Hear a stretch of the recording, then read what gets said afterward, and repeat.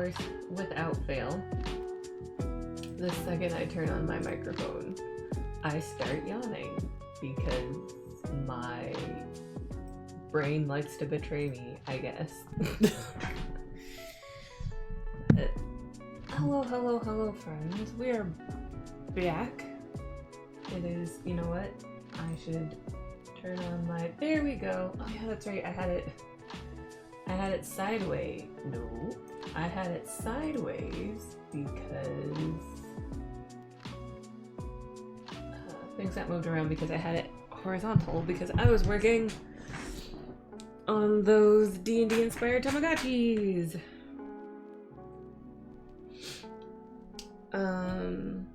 Which I will get back to working on. Sure, soon enough. I'm sure. Oh my goodness. I got a full night's sleep. I even got up and exercised this morning. I've been up for a while. There's no reason why I should be yawning this much, and yet here I am yawning like I didn't get a full night's sleep last night. But I think it's just subconscious at this point where like my brain's just like, you started streaming, you must yawn 500 times.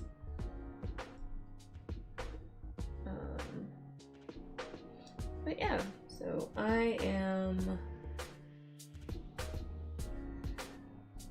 we're jumping right in, working on hate pages today. Might switch over to the Tamagotchis at some point. I don't know, but we will cross that bridge when we get there, as is tradition.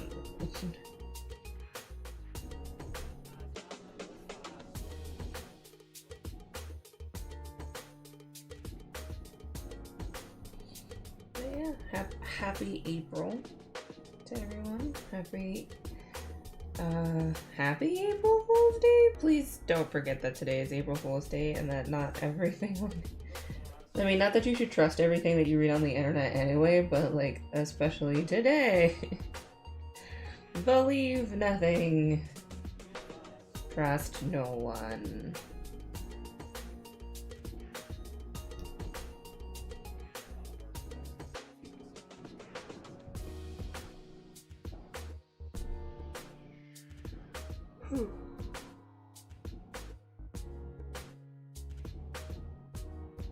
I'll be able to stop yawning eventually. Oh goodness. I don't need that line to go all the way off, but I mean, I really don't. It's gonna get cut off anyway, but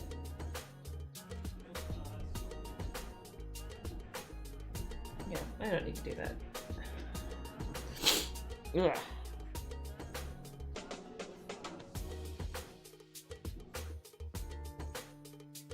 Blah. But yeah, so I am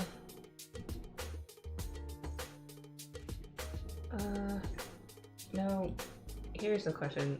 We're 5 minutes in and I'm already doing the zippy zappy zoomies.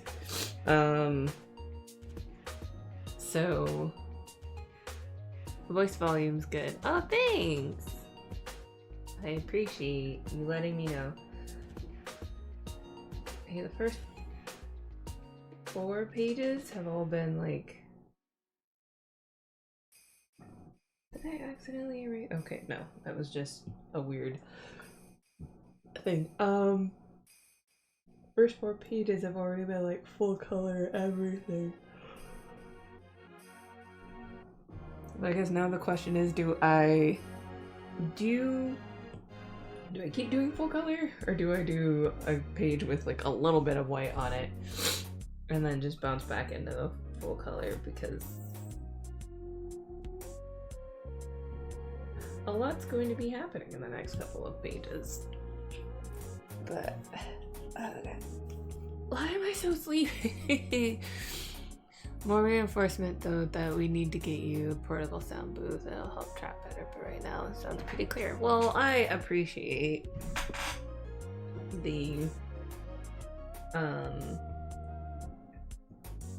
I appreciate the good looking out. There we go. That's probably what I wanted to say, I think.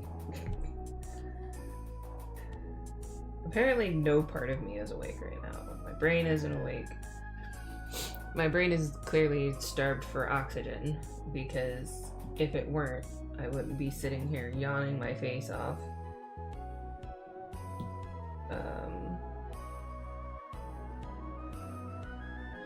You know, I just realized something on this page. I need to add some shadows. I need to make it smaller. I need to add some shadows down around in here. Probably not that big, but like, there is a tree line. And some of this would be in shade.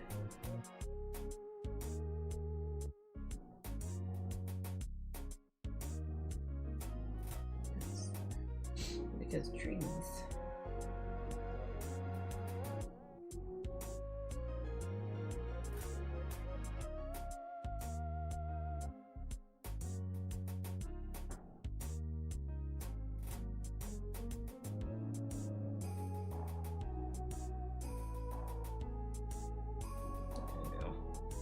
Alright, there we go. That looks a bit better.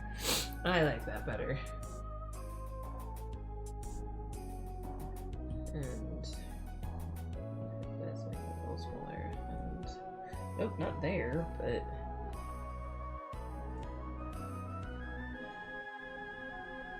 just a little bit of that in here. Because things have depth, and depth is important.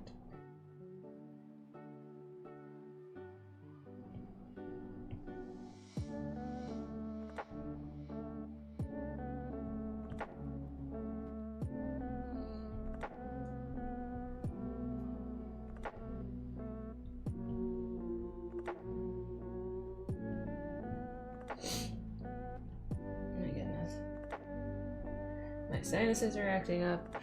I'm yawning ridiculously. Like, I'm a mess. I'm an absolute mess.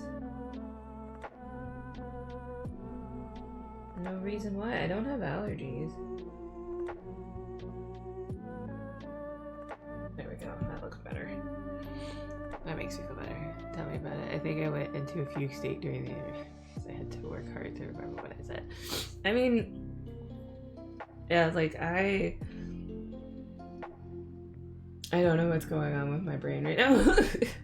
Like, I don't know what's happening.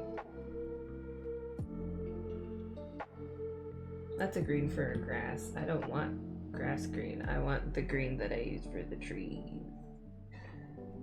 The green for the trees. That's saturated. Great.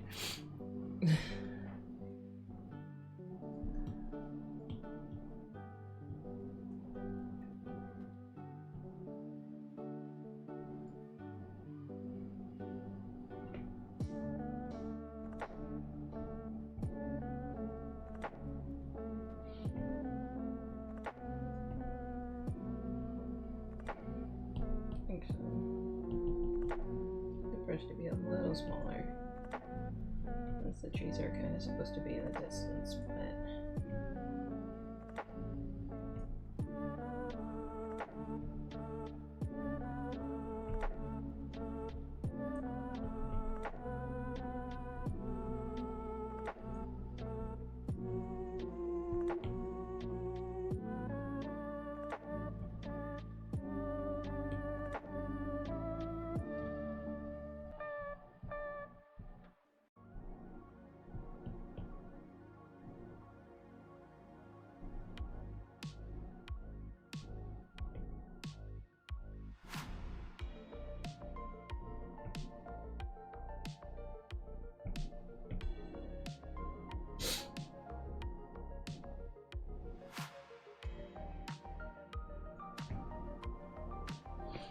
hello, Miss Trixie. How are you doing? Oh gosh, I need a vacuum under my desk. I need a vacuum under both of my desks, actually, but probably would not hurt to vacuum under the drafting table.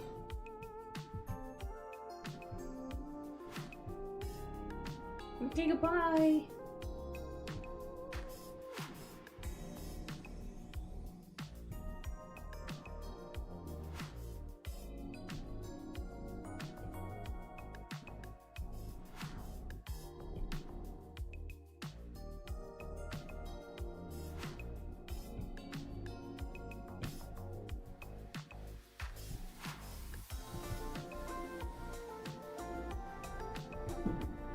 Oh, I forgot Tuna was in here.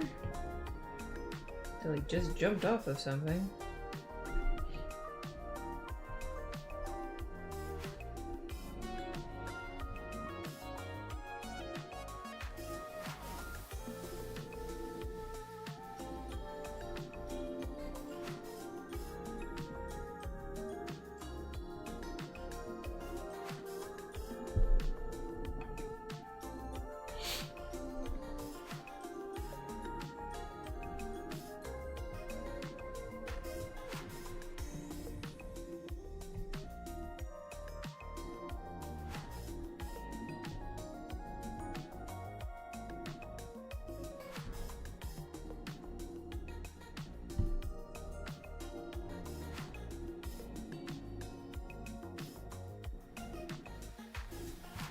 Did you come back in here because you saw Tuna left?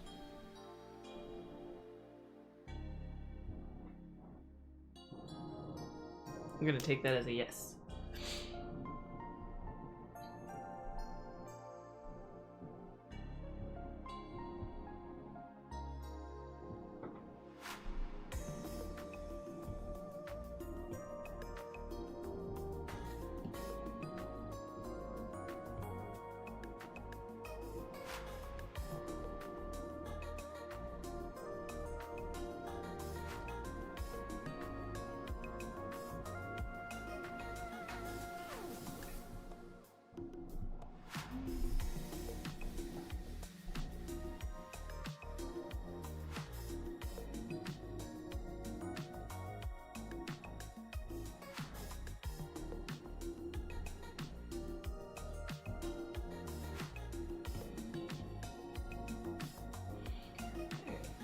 Here's a question. Did I actually, this would probably be answered faster if I looked it up on my desktop real quick. So that's what I'm gonna do. Let me see something. Color pages, color pages. I did. Okay. So I'm gonna go grab that color real quick from a previous chapter.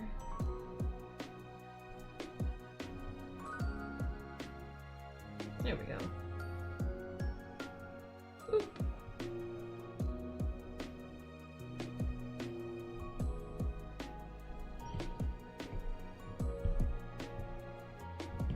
I put you on underlay. Yes, I did.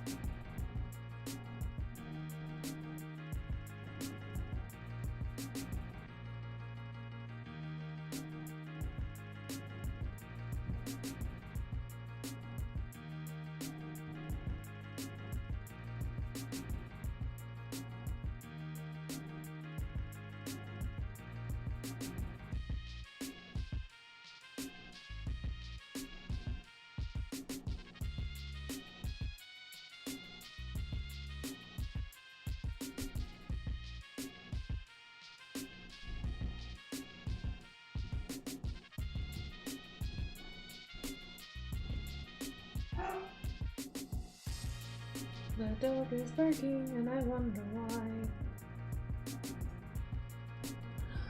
I know. I can check my phone. See if there's any notification on the doorbell. It's probably not. It's probably the cat being weird.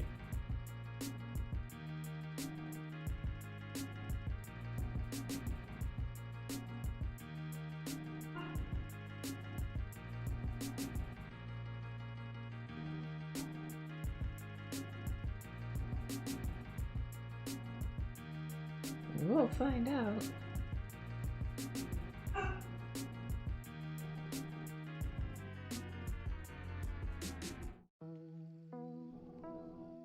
Yeah, no. I'm assuming a car I'm assuming a car just drove by or the cat did something and now the dog is upset.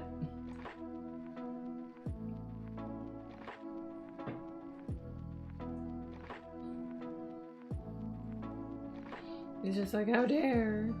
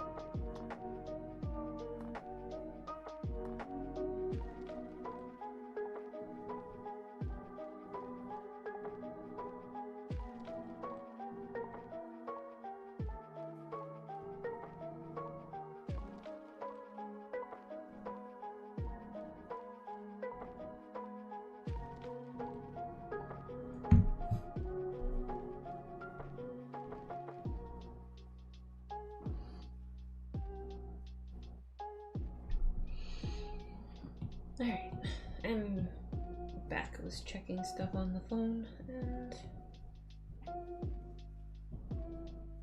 all is well.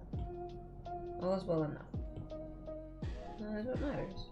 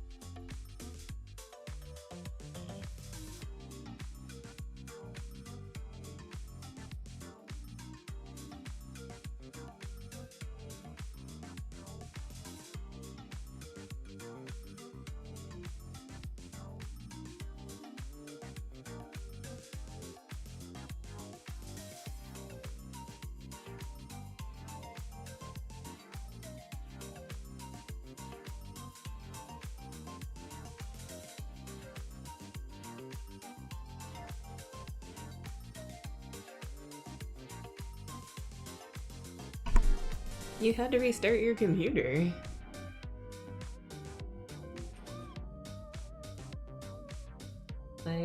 I look up and it's just like, I'm back, I had to restart my computer. What do you, what happened? Oh, the BIOS update. No big, okay, well I mean that's fair, I suppose. I need to remember to do an apparently OBS has an update that needs to be done. So when I stop streaming today, I need to reopen it so that I can update it. So that I don't keep putting it off, because I didn't want to do it before the stream. So there we go.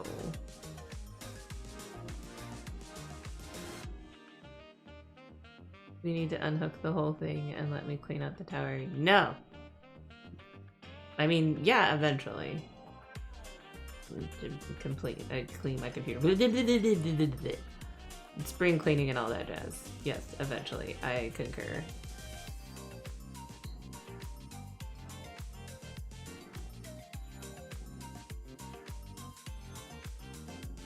But I don't want to do it right now.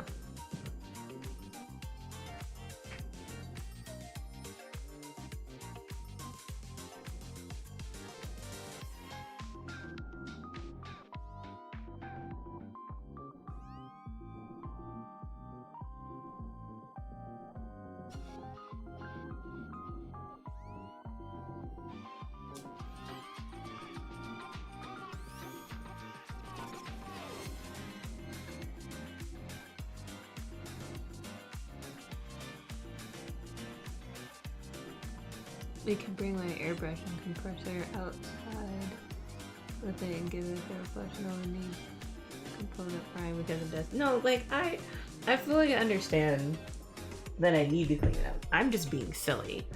So yeah, no, I'm 100% on board with the fact that like cleaning needs to happen and it needs a sprucing.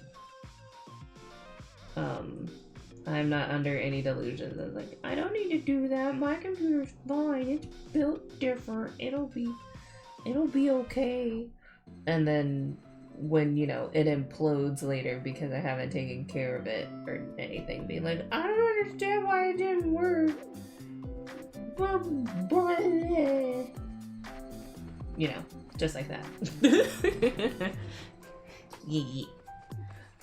So, no, I get that it needs to be done. I just am being silly.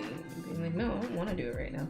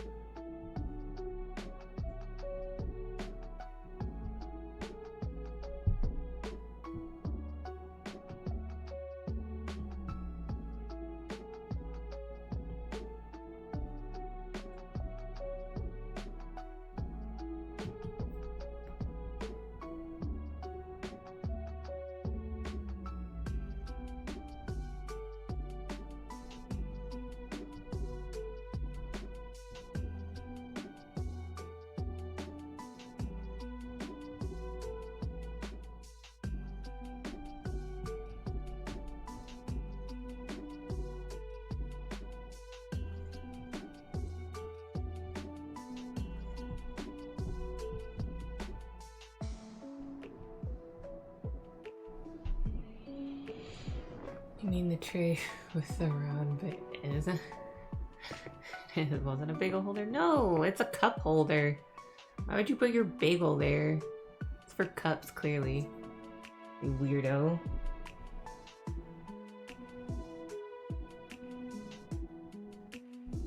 That's why your stuff broke. You gotta use it for the right. You gotta use it the right way.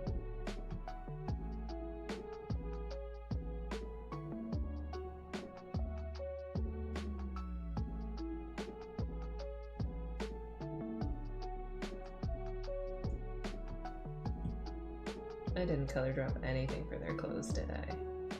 Nope! I was like, I've gotta keep so many colors for all of the main cat's skin and everything else. I'm good at this. I'm good at this.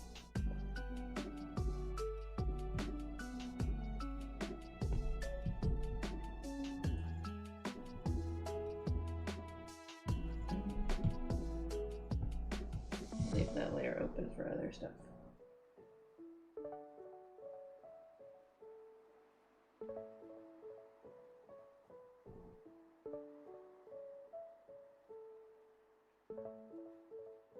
I'm gonna get to play with my sound effects brushes that I downloaded a bit on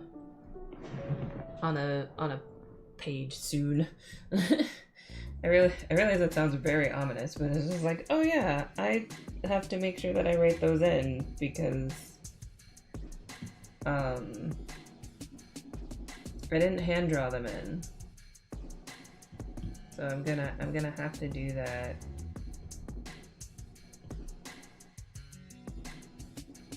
I need to organize my brushes. Right there.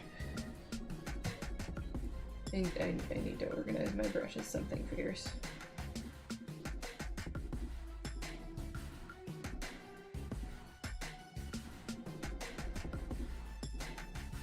Soon.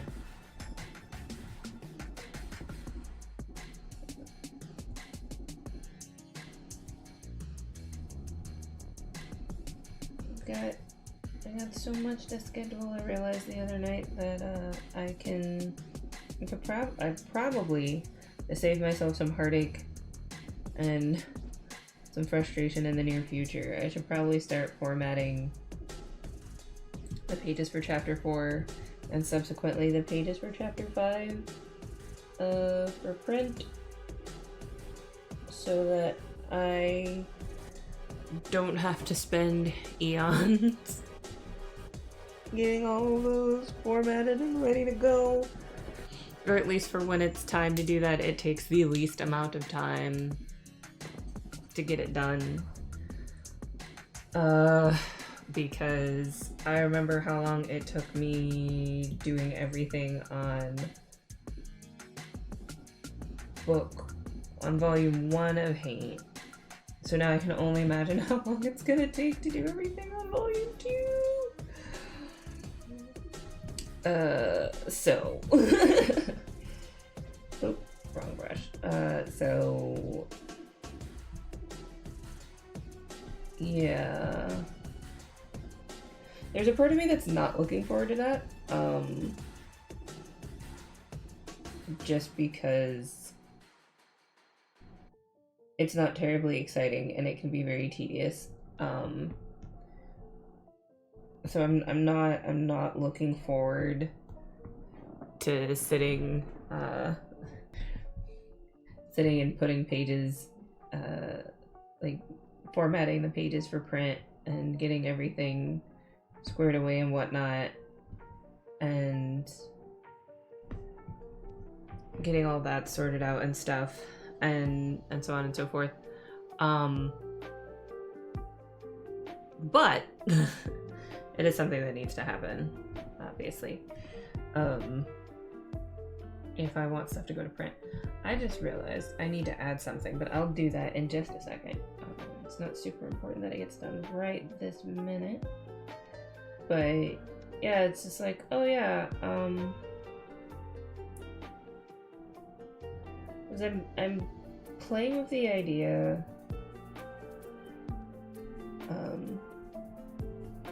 just mostly for convenience sake,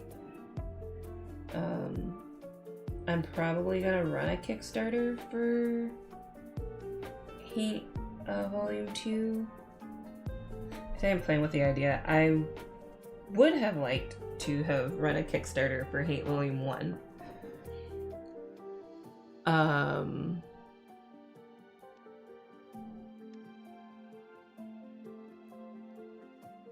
Oh.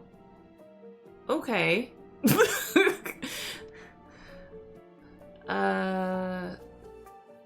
I feel like I remember you mentioning that about Hyundais being like very flammable, but we realized that it wasn't your car model, so we kind of just ignored it. So I think we forgot. Well, no, I remember the theft issue one, but what I'm saying is I think they also were like, oh, by the way, the cards may spontaneously just catch fire, you know, because they feel like it. And I feel like we learned that that wasn't your model, and we're just like, oh, okay, so we don't have to worry about the car just spontaneously bursting into flames. That's nice. And then promptly forgot about it because of everything else that was transpiring, or has been transpiring since, you know, forever. Because oofta have these last few years been intense. Yeah.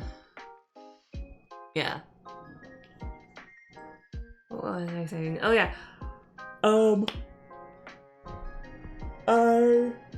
Excuse me. I'm sorry, I'm yawning. Kickstarter, that's what it was.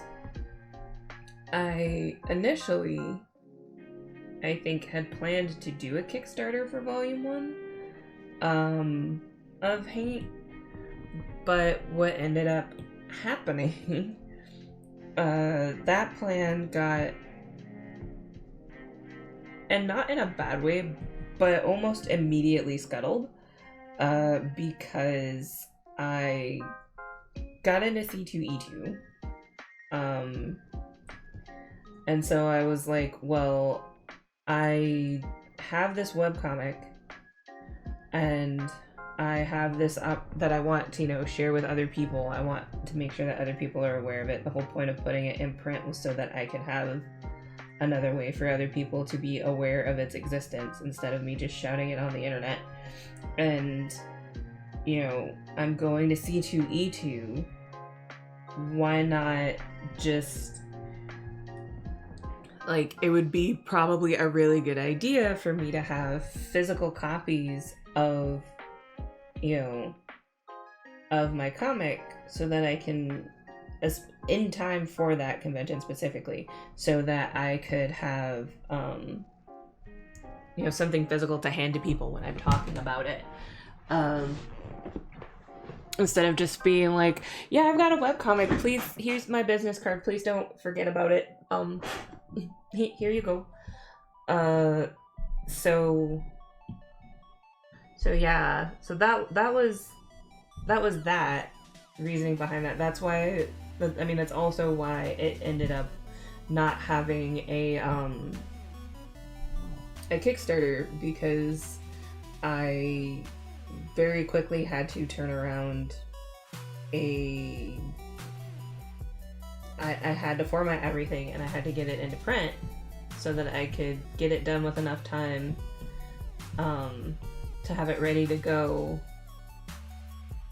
and also have enough time of, just in case something went horribly wrong, I'd have time to send it back or reach back out to the place that I got it printed through and be like, hey, things are wrong and I have a deadline, please assist.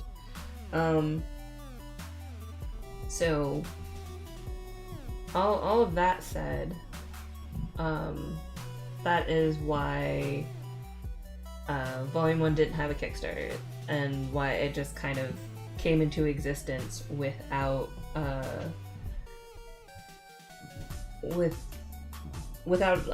I guess, like, a lot of fanfare, if I'm being honest. Like, I remember telling people that I did it, and I remember being like, hey, like, you should totally buy yourself a copy, you're gonna love it. I'd appreciate the support and everything, but like, you know, I didn't really Hate didn't really have, or Hate Volume 1 specifically, obviously, like, didn't really have a chance to be like, oh yeah, here's this project, you should totally support it, and everything, because it's gonna be great. So I'm hoping with Volume 2, the plan is to run, like I said, the plan is to run a Kickstarter. And right now the biggest thing that I'm waffling on is, do I do like an initial run of Hate as Hate Volume 2, and then eventually come around to doing a solid book, like a completed book where like all 6 chapters are in it and everything. And do that eventually, or do I kind of start the ball rolling on that with the Kickstarter by being like, hey, here's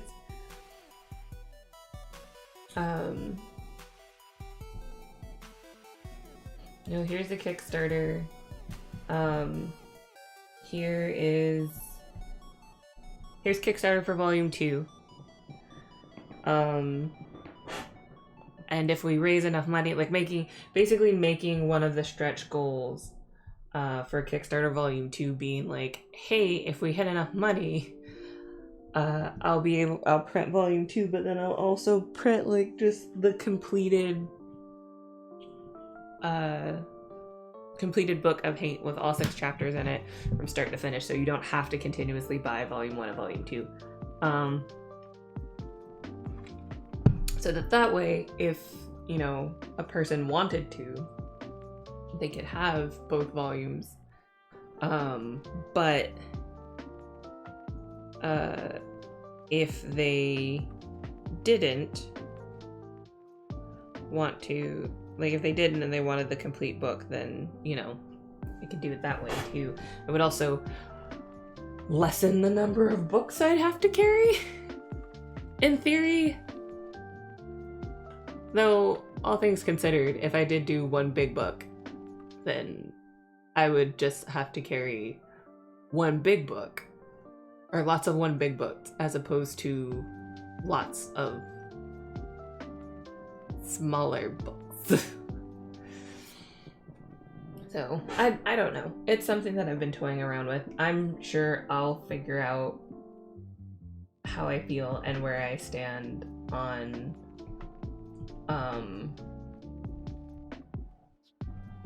soon enough, but like, you know, it's one of those things where it's just like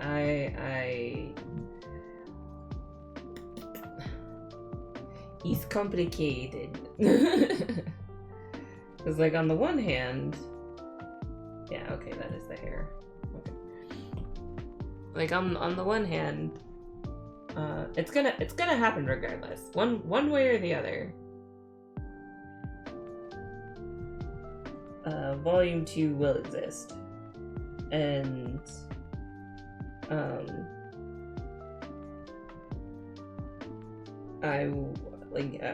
it's gonna be a thing that happens. It's gonna be a thing that exists. It's gonna be a thing that I've made.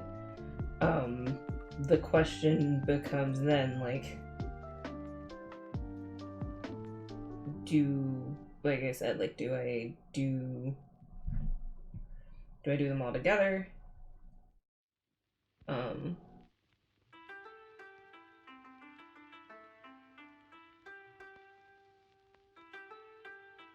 You know, it's one of those weird things that I'll parse out eventually, I'm sure.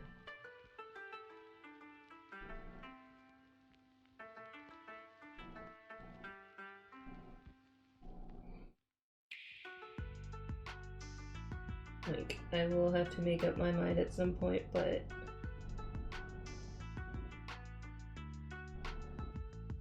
I'll have time to figure it all out before we're past like a point of no return where it's just like a decision has to be made right now.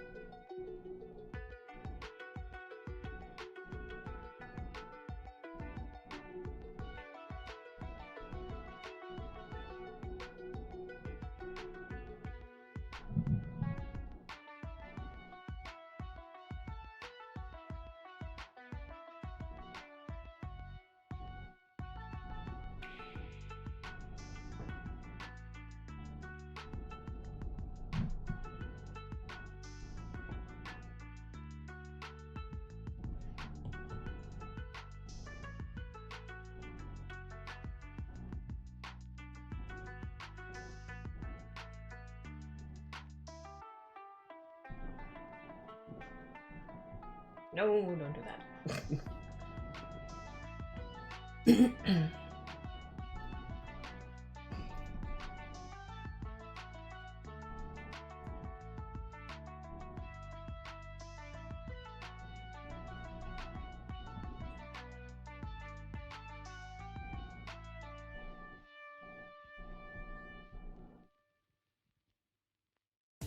I love how I'm sitting here pondering to myself how I will never make a character's hair design this complicated ever again, but I know myself. I know myself.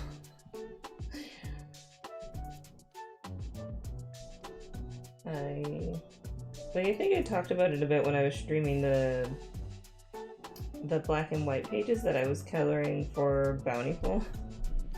Where I was just like, I'm gonna design Lucky, and he's gonna have all these things on him, and I'm gonna give him all this jewelry and stuff because this has this significance and this has this significance, and I'm gonna just bedazzle this child into an inch of his life. And then I remember I'm the idiot that has to draw it all later. Like, I slowly remember, oh yeah, I have to draw this later. Like,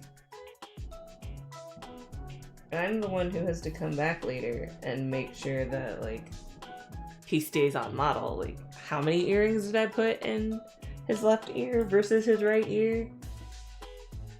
Like, which is extra funny, because, you know, getting off topic, obviously. But when I drew Lucky, I initially realized that I was doing something insane because I was like, all right, here's what we're gonna do. I'm gonna draw the same amount of jewelry on each ear, right? So whether it's his left side or his right side, he's going to have the same amount of jewelry on each ear so that I don't have to worry about forgetting them.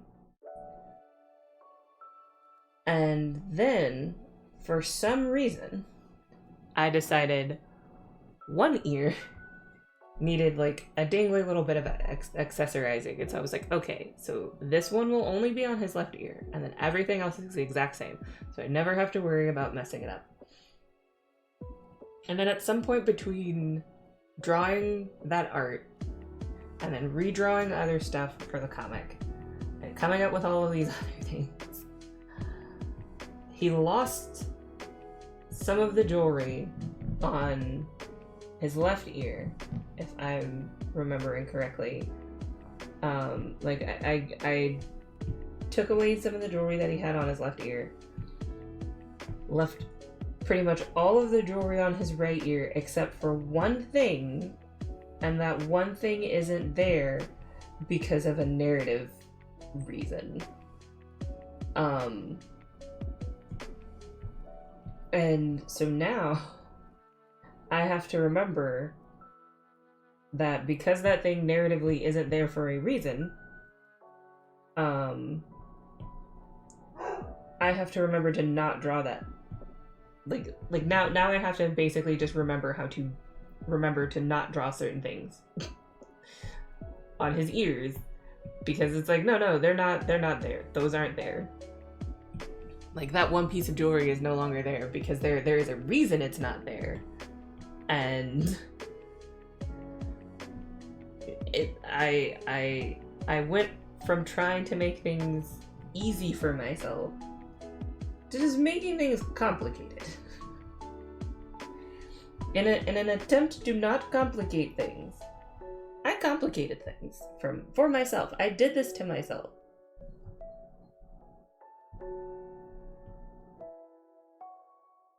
I also just realized that there is no strap here, or that somehow it got erased. She needs a strap. Because that's what that is attached to. Needs a strap. There we go. But yeah, it's like, I'm not gonna do complicated character designs because I'm the idiot who's gonna have to draw them all later. And then I go and do complicated character designs, forgetting that I'm the idiot that's going to have to draw them all later.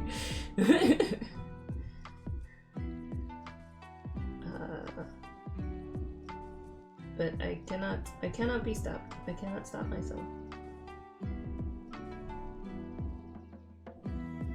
It is a self-inflicted cross, but it is a cross that I will bear.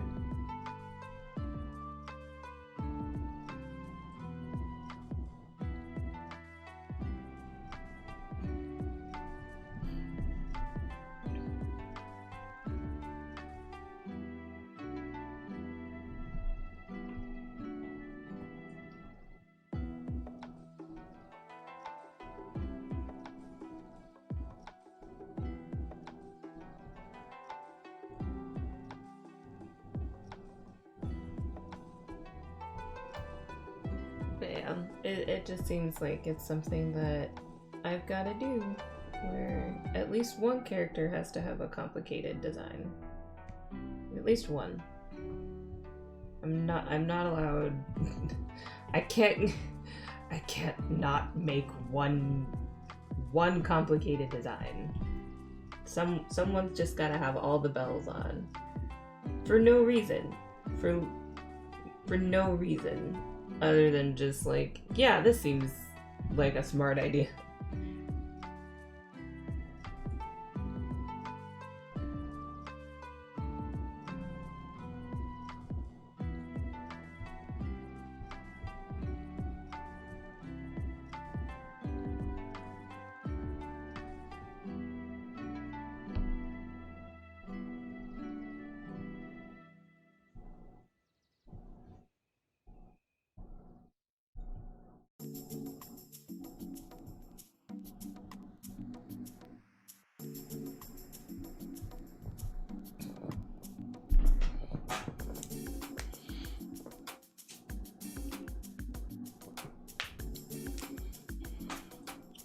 Blah.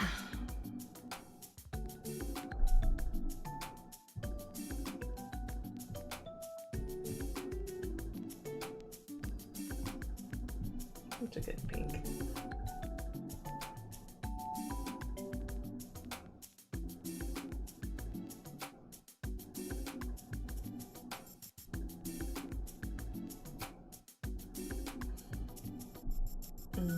I need to grab her lip color because I put her back in lipstick for this chapter.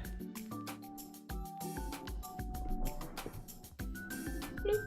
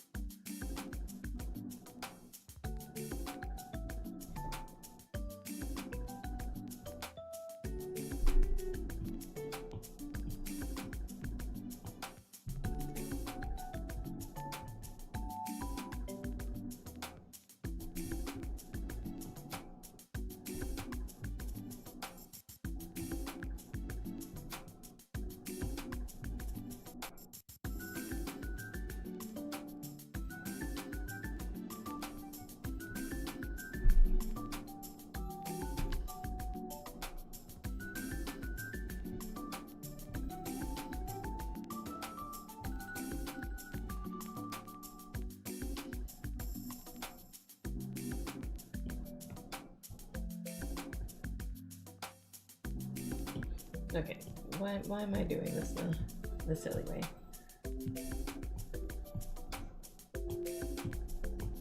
There we go. Much easier.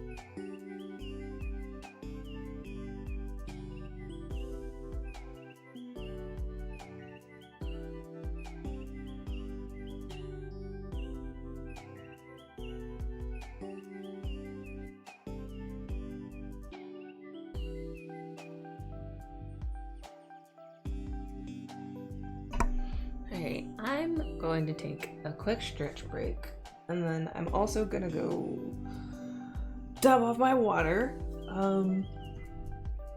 So I will be. Where is the button? That is the one that I want. I will be right back. I'll also throw in chat that I will be right back.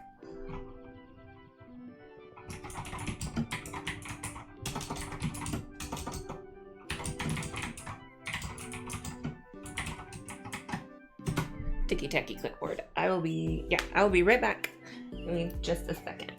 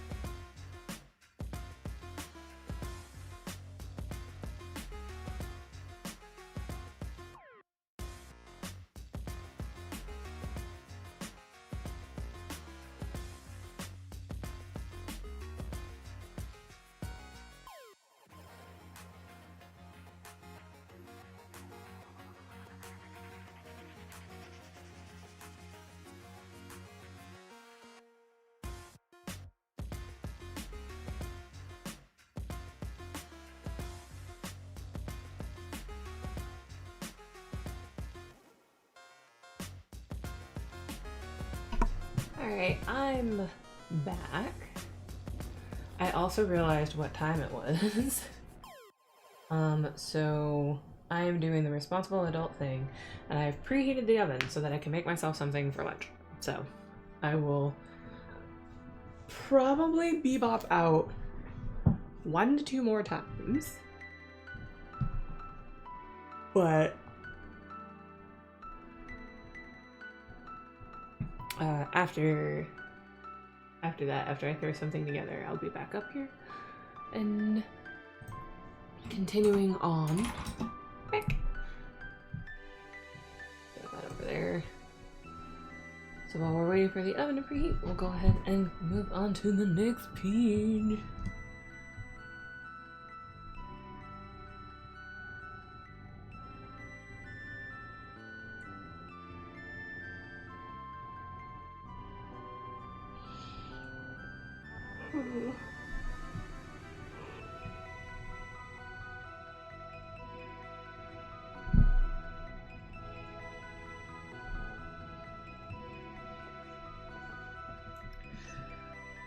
You know what's going to be my favorite part about this house very soon is that we'll be moving indoors and I won't have to draw the outside of it anymore.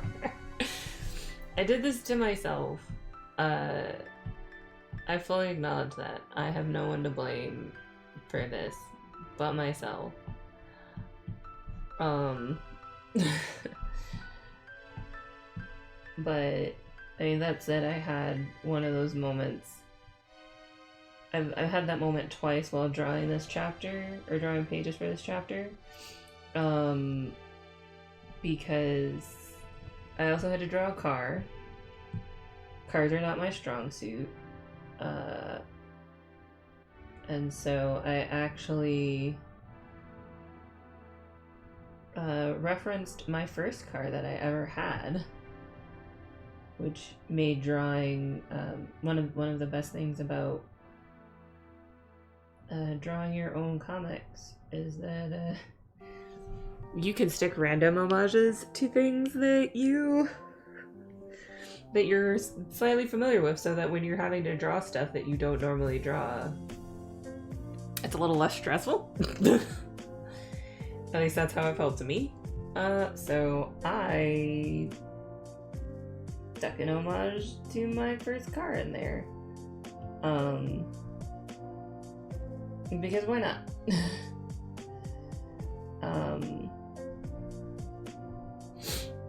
No one was gonna tell me no. Or no one was gonna stop me, so. But yeah, so that made the drawing process of having to draw an automobile easier. And then I'm not terrible at drawing buildings, I just don't. It's obviously not the thing that I spend the most time drawing or focusing on when I draw. So it definitely takes a lot of focus and attention to make sure that, you know, I'm getting the details right and hitting all the points that I need to hit and stuff. And so it's just like, okay, is this a believable house? And now I have to draw this house multiple times from multiple angles. I am at some point going to implement a little bit of it's not really a cheat. It's a helpful hint. Because what I know, some artists that I follow, and a few that I know admit that, or have mentioned that what they do to help with some of the more complicated things that they do, like they'll use 3D modeling. Like I know some artists do it for like posing characters or like furniture in settings where they have to like draw, say, like a large auditorium or like a big office space, and they use it to like figure out the dimensions and everything. Another way that I've heard of people doing it is they'll for like rooms and stuff that they have to do, they will they'll build the room in The Sims and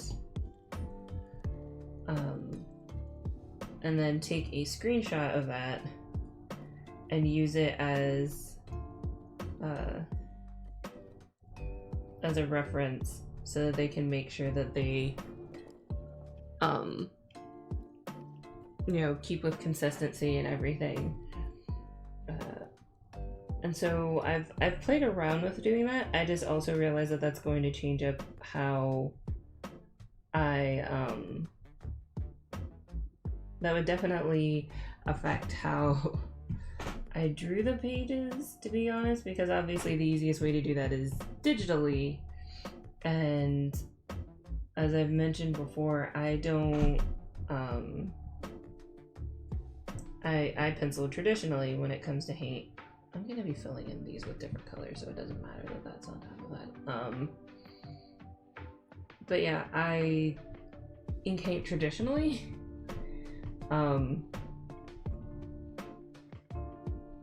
So that would, doing that, at least in this instance, would make things potentially more complicated, because then now I have to go through and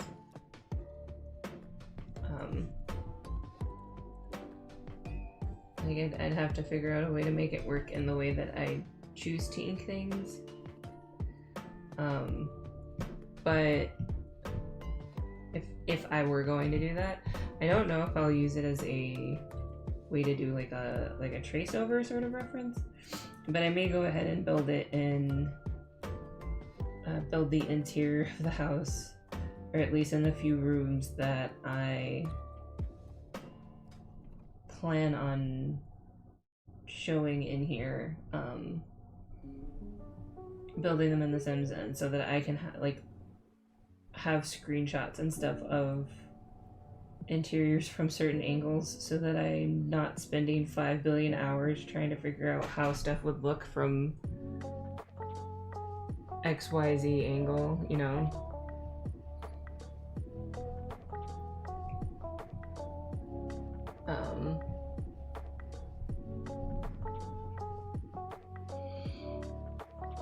So I don't know. It's one of those, like, I'll figure out the best approach for me once I get there. Cause I don't, oh my god, I really wish I could stop yawning. I don't know. I don't know what'll work best for me right now, if I'm completely honest. Obviously having the visual references would be super easy when it comes to the thumbnailing process. Like, I've already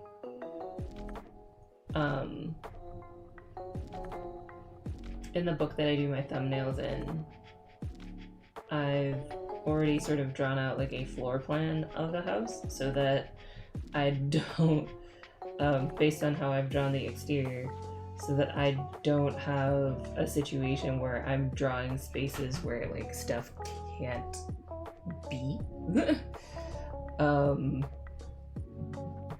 Like when I made the floor plan, I already had to go around and be like, okay, well, I'm gonna have to rearrange. I'm gonna have to figure out a way to like these stairs have to be somewhere else. Like if I want the stairs to be over here, there's no way that, you know, insert thing I want to happen can happen if the stairs are on this side of the hall. And where else would I put them in the house if I have this building, like if I have, you know, like the living room over here and the kitchen over here. So I have that, and if you've read far enough kind of hate, like, it's not a super spoiler, but like the house is supposed to be empty anyway. There's not the family in it has moved out, so I thankfully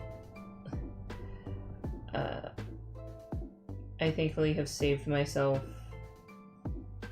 enough heartache of where it's just like, okay, I don't have to draw furniture, and if I want to, I can like sprinkle a box or two around in the place, but outside of that, like, you know, I don't have to worry about drawing couches or coffee tables or ottoman or whatever else I would have to draw in a fully furnished house. So, you know, I did myself a favor there.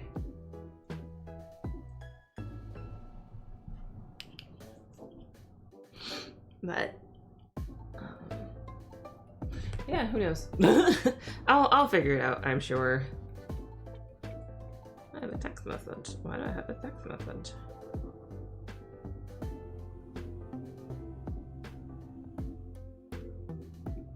Who's texting me? It's an ad. I should unsubscribe from that.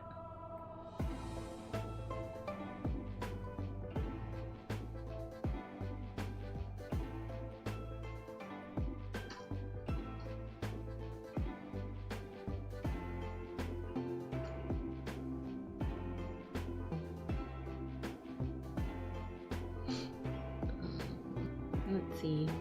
Oh, and there was a notification that there was a person at my door. It was the mailman.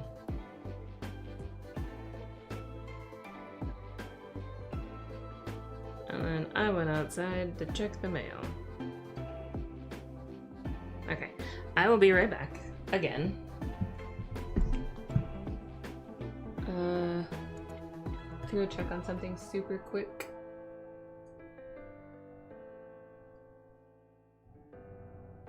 Hold on just a moment. Where's the button? That is the button. Boop.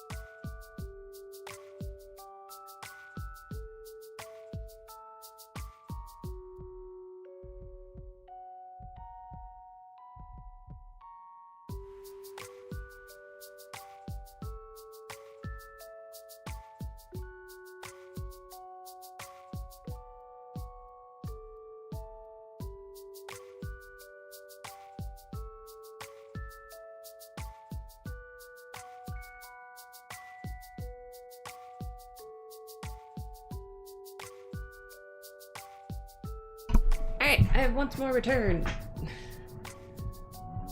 And if I have timed things right, I should only have to disappear one more time after this. And then I will be back and all will be golden. So, let me reconnect my iPad because, of course, I stepped away for like 5 seconds. And everything disconnected, as is tradition. Okay. We're back. We're boop. Boop, we're back.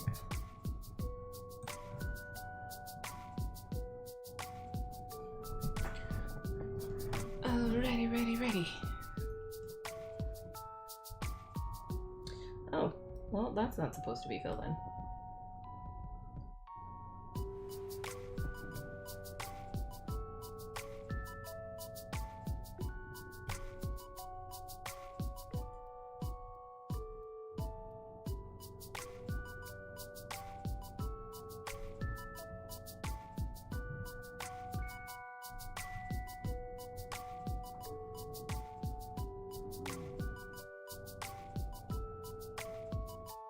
Okay, I don't know how that was decided, but all right.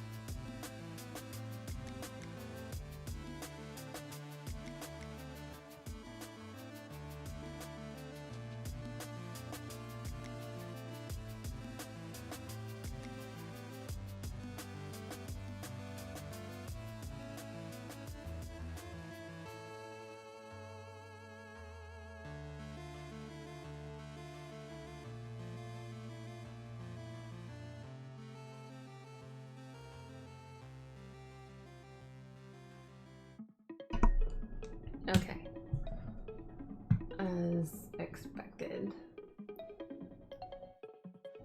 I'm gonna go duck away one more second and then I will be right back. So we'll just throw this up here real quick. And I'll be right back.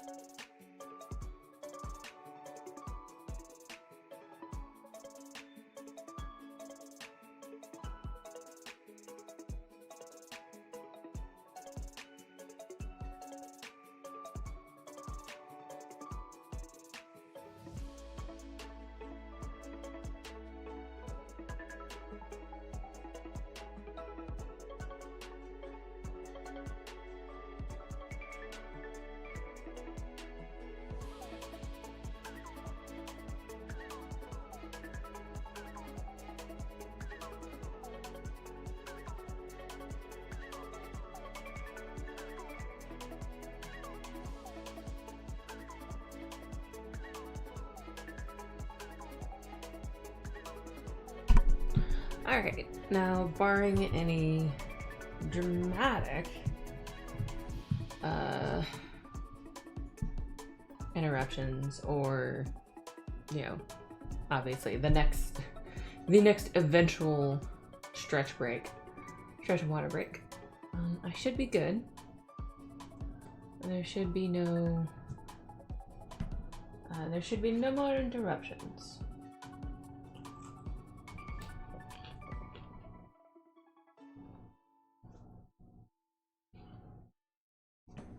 I don't know, unless a cat decides to be really cantankerous, then, or, you know, Angus goes on another tirade.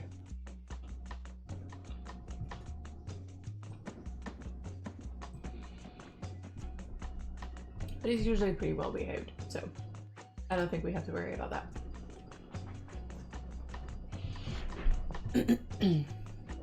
Yeah, so I'm back now.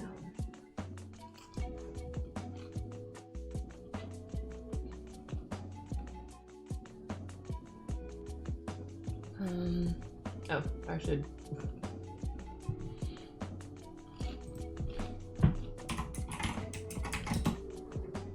There we go. Just in case anyone was wondering, I'm back. Wait, if I go silent, people aren't just like, oh, is she gone? So there's not really a cursor on my iPad? Or, well, I suppose there would be, but... And there's a way to show one. I just haven't done it because I don't want to. Simplest explanation, obviously.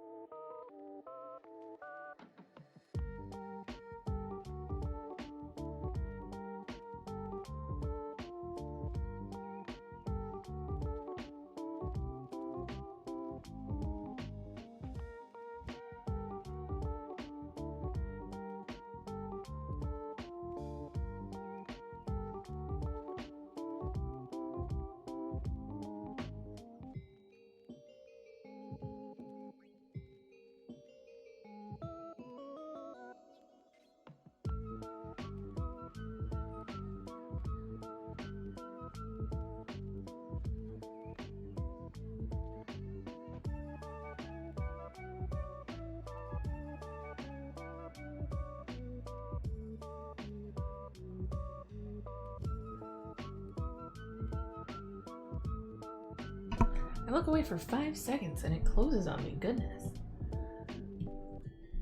It's like, oh, well, I guess you're not there. You don't want to do anything. No, I looked away for 5 seconds. Goodness gracious. So testy.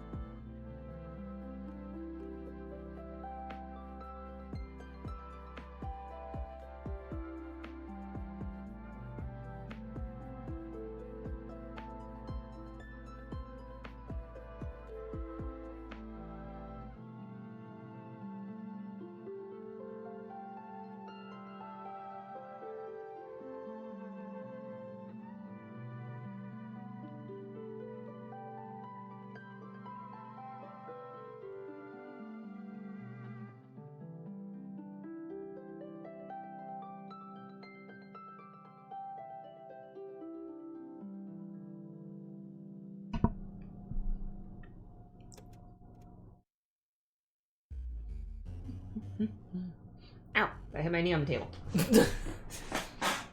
I'm super good at this.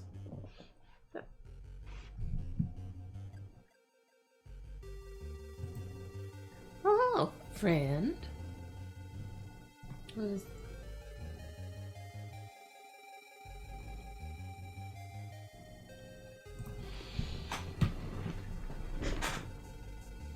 Welcome, welcome, welcome. I hope you're doing well. Appreciate you dropping by.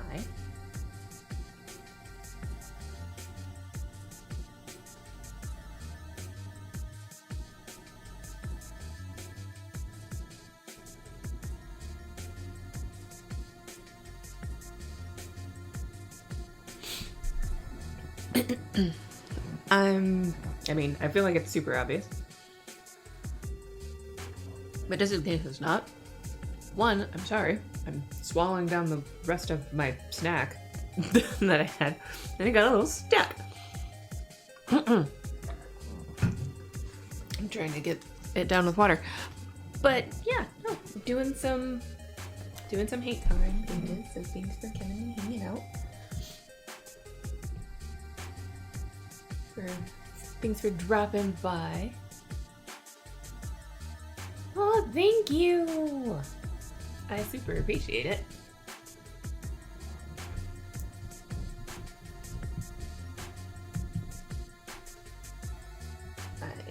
I did my best.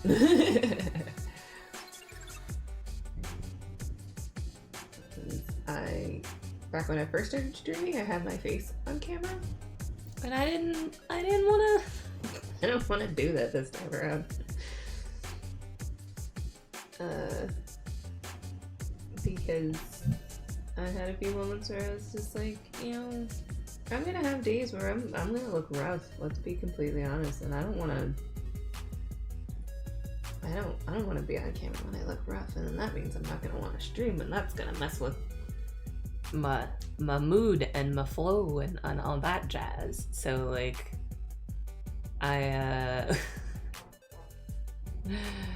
probably gave up and then was like, oh wait, you know what's an option? An avatar. So I get to be one of those fancy PNG tubers. Yeah, and then I added my cats and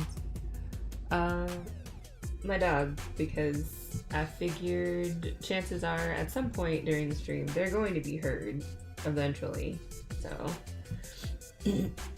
I threw those in there, and also I also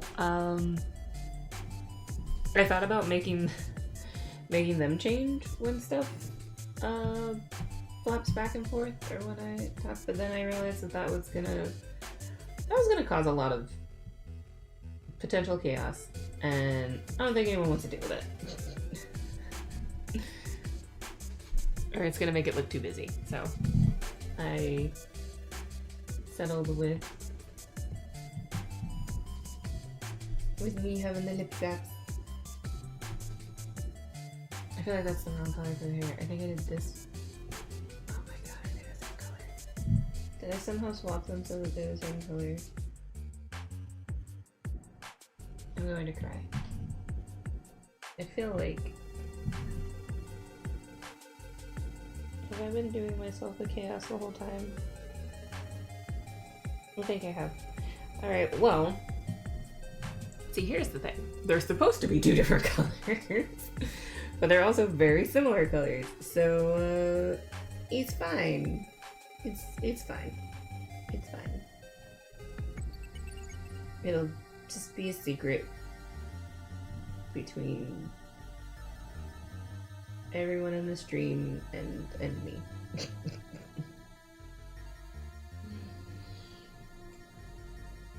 That's understandable. I don't know how people go on camera so easily. I don't know either. I don't know. I feel like there was a point maybe pre-pandemic where I probably would have been okay with it. Or at least more okay with it than I am with the idea of it now. But like now I'm just like I don't it's also something that's kind of been happening at conventions that I've kind of touched on before. I've started to realize that I have it's not really a problem, but it's just kind of a preference at this point where it's just like I don't want to be perceived.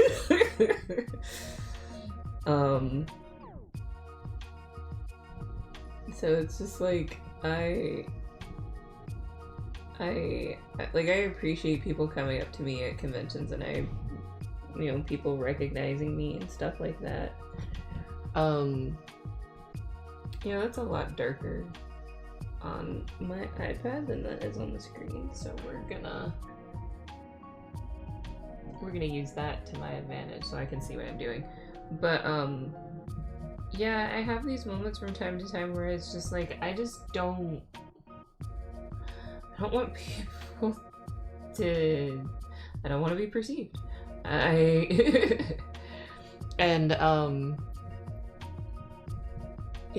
that's kind of come in really hard post-pandemic. Like when I first started streaming, like I said, I would hop on camera and be like, okay, like this is what needs to be done. Like this is just part of the thing if I want to do streaming stuff. Which I didn't have really a problem with at the time, and I didn't give myself an expectation. It wasn't like I have to have on a full face of makeup before I go before I go on stream, or else like this, that, or the other, I'm not gonna look put together, some brouhaha sort of shenanigans. But yeah, after a while, I just had this moment where I was just like, I don't want to do that anymore. I don't know who that number is. I don't know why they're calling me. Hang up. Bye. Don't call me. Or they'll leave a message if it's important. But yeah. So it's just like I'm gonna when I wanted to get back into streaming, and doing that again more often, I figured that the best course of action was to make myself an avatar, and then that way I wouldn't have to. Is that just not on? What layer is that on then? Okay, it was on that layer. I'd just make myself an avatar and not have to worry about being on camera. So if I wanted to come on camera and be in my sweatpants or have an all-day pajama day sort of situation, I could, and it wouldn't cause any problems because nobody would know except for me. So yeah, so that's kind of one of the benefits of making a little me. Or if I'm having a bad hair day, I don't have to worry about my hair looking rough or weird. I.e. weird to me. So, this is one less thing to think about. So now it's like, oh, I can get on stream looking and sounding like death, and people would know that I'm obviously not feeling well, but like nobody's gonna see this mug when I'm not operating at 100%,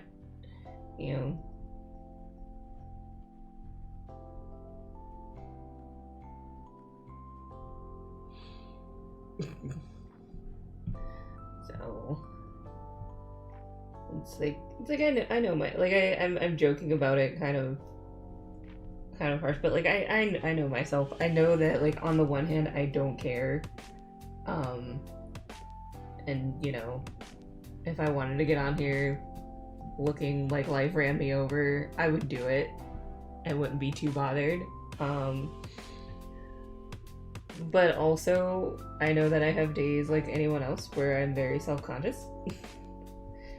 about my appearance and how I look. And on those bad days, if I want to stream, like, I don't want to have to deal with the...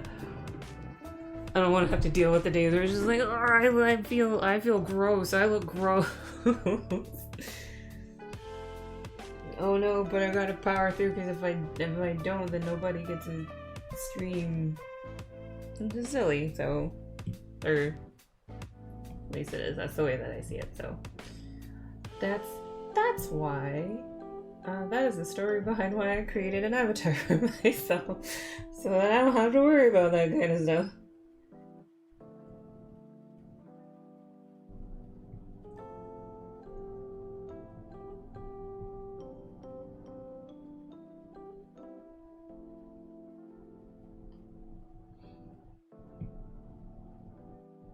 And then, downside, the slight downside is that I don't get to show off my funky new hair, which is a very beautiful saturated shade of blue right now that I was over the moon and in love with. That also said, though, when it eventually fades, because it will, I'll still stream when it's in that potentially dingy green color stage because no one will have to see it. Yeah, I understand that I don't care about others' opinions, but also my opinion says no, I think I look weird today, feeling, yeah, like, I've come so far from being, you know, that awkward gangly teenager that's just like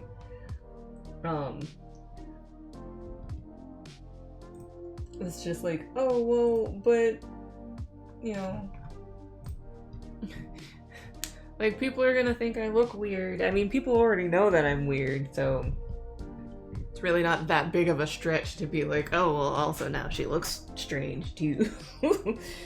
But you know, every so often, I get hit with those moments where it's just like, gosh, I know logically that I don't look gross, and that I probably just look like a normal human being existing. But sometimes that doesn't matter, and my brain is just like, no, you look like a potato, and everyone's going to judge you because of your potato look. And they're going to think of the most horrible things about you because you look like a potato. And you know, that's not always great.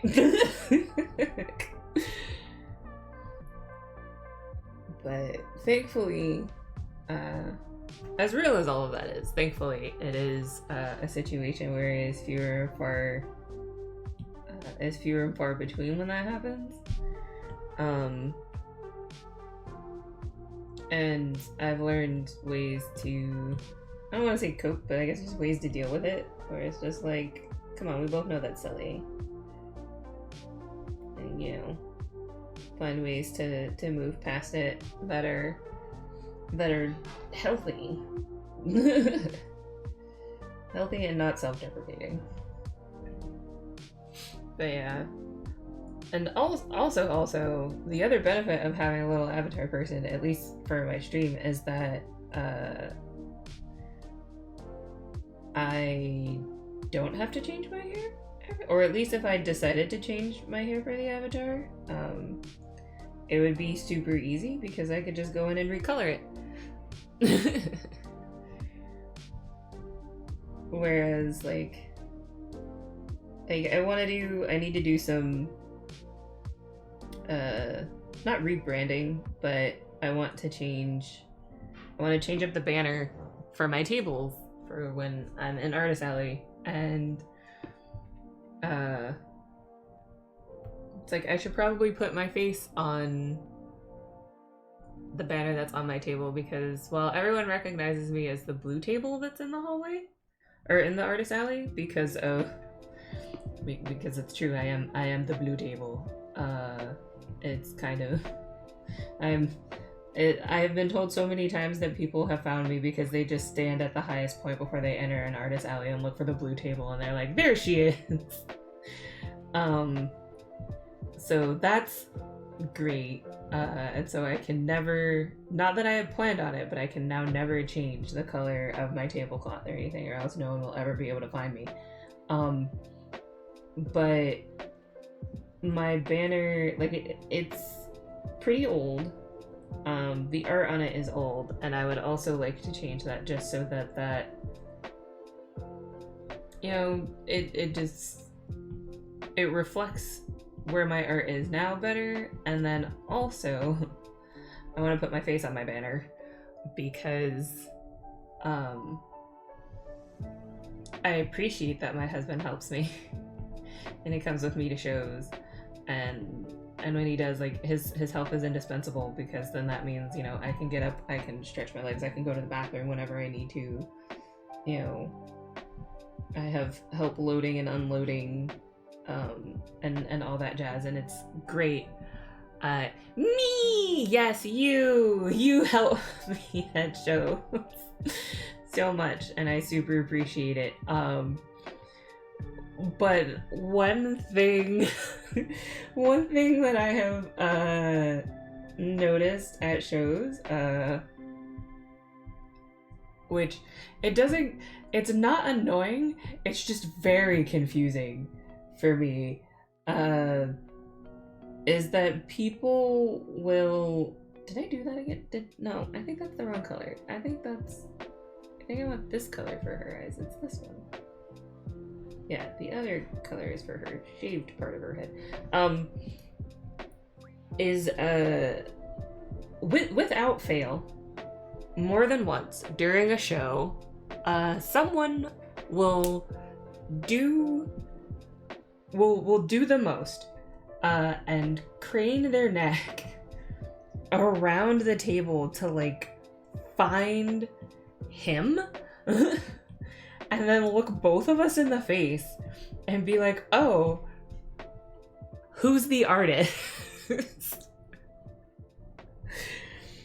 And I cannot understand why. But he hides behind the table because he's like, I'm just here to help. I'm here for emotional support. Or to go get snacks or whatever. And without fail, I kid you not, without fail, there's always one person who is just like, I'm gonna do my best. I'm gonna find this person, and then I'm going to ask them specifically if they are the artist. And it's just like, which out of the two of you are the artist? Who could it possibly be? Yeah, no, that's literally what happens. Is like I set up my table so that it's like I am dead center, and like a lot of my prints have like black people in them, specifically black women, and like the cover of my comic has a black woman on it, and like my art prints show like fantasy art but with black people, and then like the other stuff is like, you know, like D&D stuff, so, you know, like puns and dice and stuff like that. But like I distinctly remember at one show this lady like craning all the way around behind the display because she saw me talking to Benry Pains. I'm like, because he asked me a question, and I'm sat there drawing in front of her with like the tablet, and, you know, I've even told her, if you have any questions, let me know. And she just cranes her neck around the table and looks him dead in the face and is like, are you the artist? It's just like, ma'am. Like, I don't know what you're trying to imply, but like, you're doing the most right now. And it's just so baffling. It's so baffling. I forgot about. Yeah, no, I didn't, because I was so confused. It's just like, I don't understand. Like I could understand if, you know, like I had just gotten back from the bathroom or something, and he was like at the table and had been, you know, like holding down the fort and all that jazz and what have you. But like, nah, he was hiding. He was actively trying to hide himself from view. And this lady was like, I've got you now. You young man who are playing video games on your laptop. You are the true artist. I'm shy.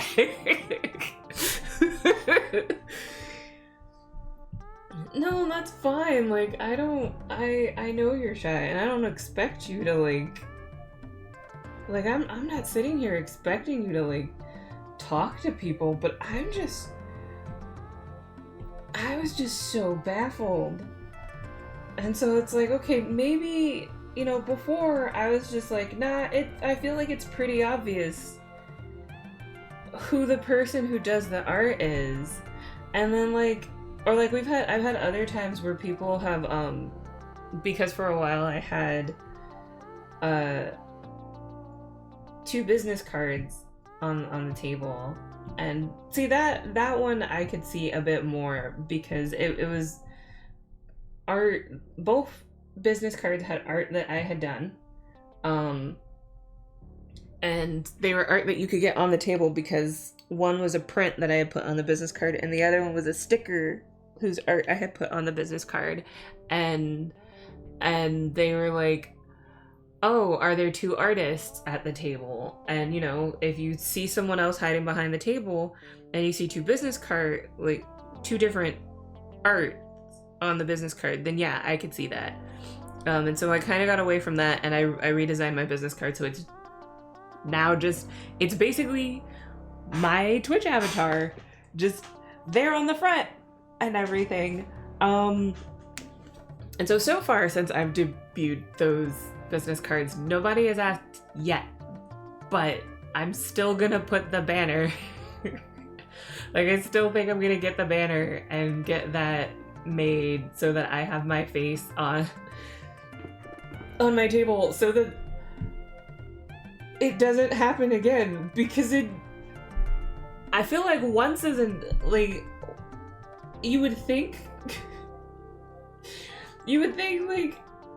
that it just wouldn't happen, but it happens.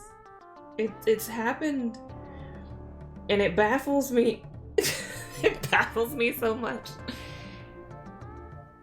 Clearly, it's a Cyrano de Bergerac moment, and I'm controlling your sketching hand via telekinesis. I can read.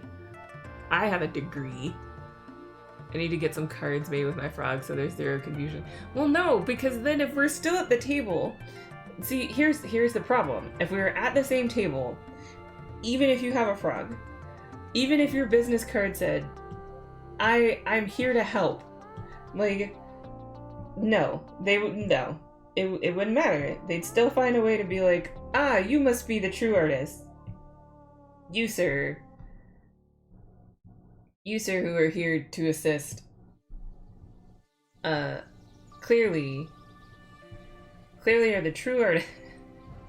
The unsung artist of this table is you, sir. And we're here to make sure that you are not forgotten. Like, they'll find a way. Because I feel like at this point... I may be taking this a little personally now. out of mostly because it's funny. Like I sound I'm not actually upset. I just think it's funny. But so I'm not actually taking it personal. But like it's just like I don't understand. I don't understand their logic. And then conversely though, the other thing that has apparently happened is, you know, I'm an artist, I'm a human. Humans sometimes have to go to the bathroom. And so, like, I've gotten up to go to the bathroom before, and I've come back to Hubs looking relatively distressed, only to find out that it was because someone came up, and, like, they were really engaging and really vibing with the art that I had drawn, only to then, like, look and see him behind the table and then give him, like, the stink eye and then leave. And he's just like, no! Don't judge me, it's my wife and she's coming back, please. Please don't leave.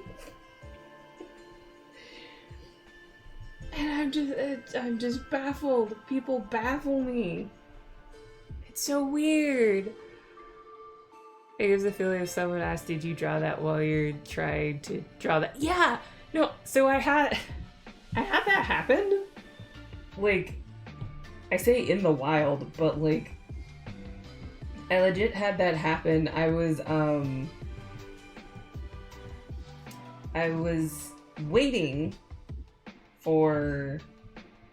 in line to get tickets. It was when Hamilton was due to come to my area, and so I, much to my parents' amusement, was like, I'm gonna go camp out and see if I can get tickets, okay, bye, and like left super early that morning to see if I could go get tickets because I wanted to see Hamilton. Come hell or high water, I was gonna do it. And I had my sketchbook. This lady in line in front of me with her friend, like, watched me sit down on the ground, watched me open my sketchbook, saw me flip through pages, and while I was actively drawing the image on the page, looked me in my face and was just like, oh, did you draw that? And it's just like what do you say to that at a certain point? It's like, did you draw that? Like, I don't want to be mean, because there is a part of me that wants to just be a little sarcastic sometimes and be like, no, I stole it. But it's like, what answer are they expecting? Are they expecting for me to be like, oh no, I've been caught out. You found me out. I am not drawing this. I just found it on the side of the road and decided to claim the sketchbook as my own. You found me out.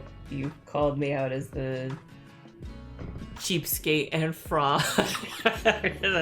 Are non-artists okay? I don't know.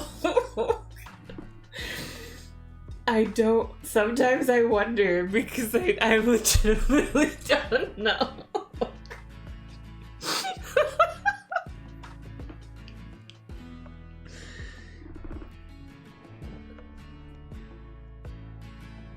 I think it's the I don't want to make assumptions thing, but they end up veering into this, so I'm gonna say something completely out of pocket. Yeah, like, I don't know what it is. Like, it's one of those things where I want to assume the best out of people. I don't want to assume that they're just trying to be like a jerk or anything, or trying to be mean-spirited about it. Like, so I genuinely just assume that they mean well. It's just words. Angus nearly killed me and it's my fault. I heard that. Are you okay?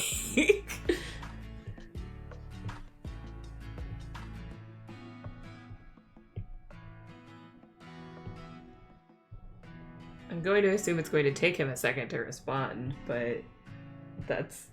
Please don't trip over the dog.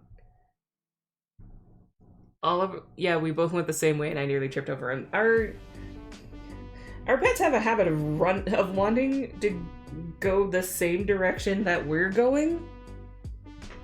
But they want to be in front. I want to go where you're going, but I also want to lead. Which has led to me not violently kicking our new cat, but like Tuna has definitely gotten a few more foot swats than he probably should have had at this point in his life. We haven't even had him a year, and I love him to bits, but he's just like, I need to be under your foot. Like, I need to be inside of your foot.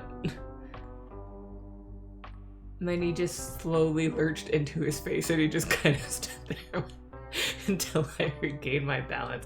Yeah, that sounds like our good boy. That is definitely his, well, I've accepted my fate.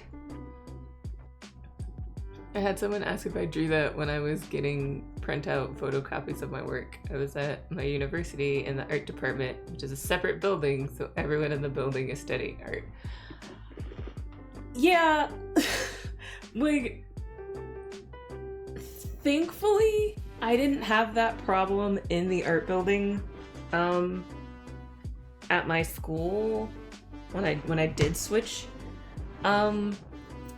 When I did end up switching majors. Usually everyone was pretty like if they were out of it, they were out of it for completely different reasons. Like, my mom tried to make a joke about like, or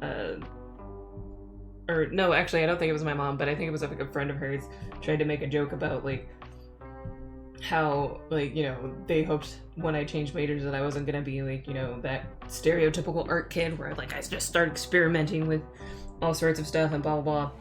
And it's just like, okay, half the people in the art building smoke, and it's either cigarettes or pot, and you know, so they're I'm good. I have no interest, but cool.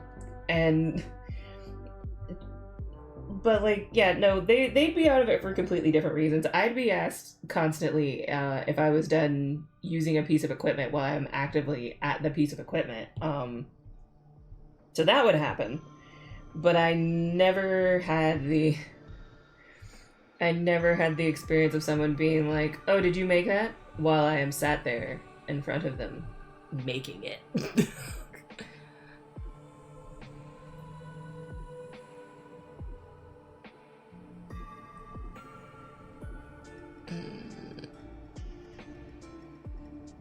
Ooh. Well then. Okay, well then to both of those. So glad they got booted, because that's what you get for being a dumbass. You know, the fuck around and find out was strong with those idiots. And yeah, no, I had a few moments like that when I would go to the art building and where it's just like, why are you talking to me? Who are you? Have you ever been in this building? We don't talk to people when we're here this late. We're all just gremlins sat behind these giant Mac computer screens trying to get our work done. Why are you talking to me? Who are you? How did you get in here?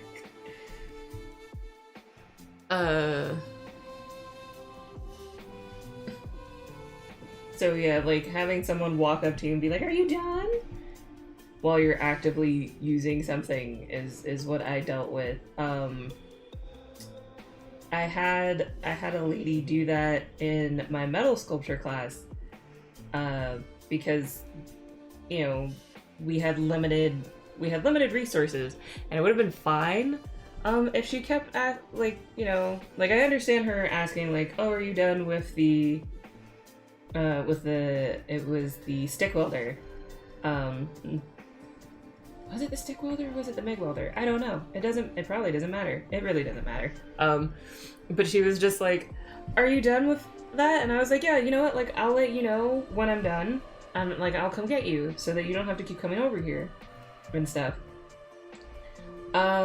Apparently that wasn't good enough because she just kept coming back and kept coming back and kept asking me and kept asking me. And finally, at one point, I saw her coming and I, dropped my welding helmet down over my face and just dragged the stick welder across the across the metal bench that I was working on, causing sparks to go up. And she didn't have her mask on, and all I heard was a very startled yelp, and then she left me alone for the rest of class that day. Until I finally was like, "Hey, I'm done. Now it's your turn."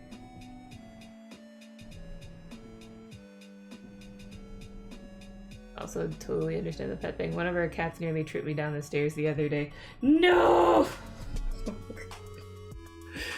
I love you about that. Yeah, no, I love our pets. I love them to pieces, but every so often it's just like, you're going to kill me, and then who will feed you? Who will feed you? It's been a minute, but the blonde in the frame is the antagonist of the team. Yes. I was gonna say, I think it has been a minute since you read it, because you read, you sat there and binged read through one of my copies while we were at, ECCC, all that long time ago, and then were ever so kind enough to be like, "I loved it," and then you just sort of let it hang for a minute, while I was sweating bullets, and then you were like, "There's just a few typos that you missed." It's just like, "Don't do that to me!" Did you mean to give her an incredibly punchable face?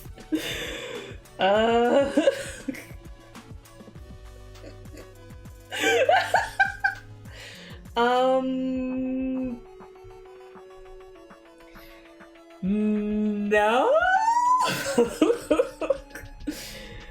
I was going for that sort of like smug sort of kind of like face that people made. I don't know why I did that. You can't see the face that I just made.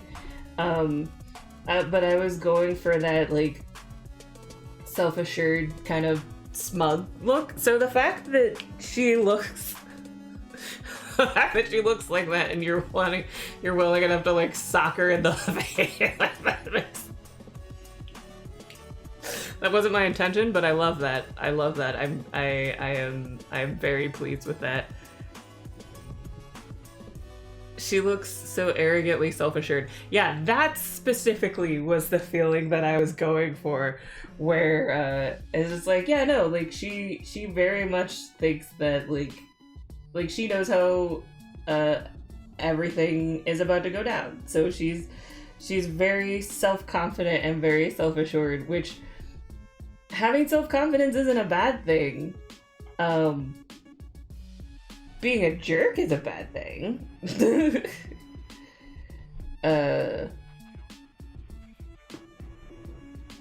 But yeah, no, I'm so tickled by that now. Like, I don't know. It's one of those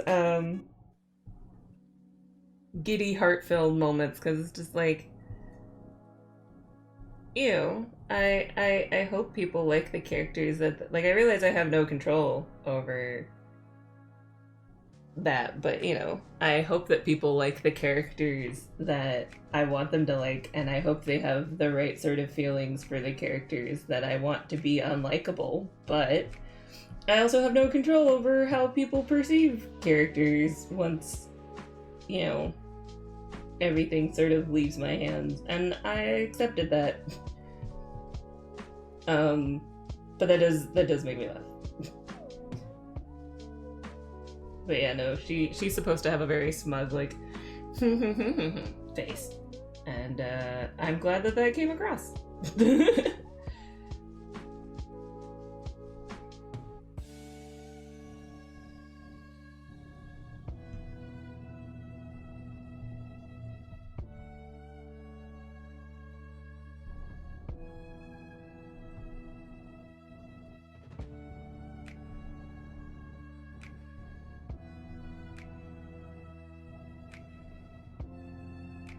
That needs to be thinner, actually.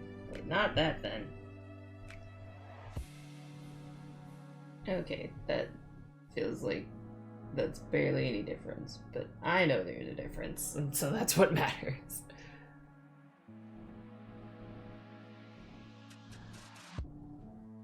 I haven't read the story in a year and a half, and you made the expression so readable that I immediately clocked her as a arrogant jerk. Yeah. Oh, well, I appreciate that. I'm glad that I was successful in that regard. That makes me happy.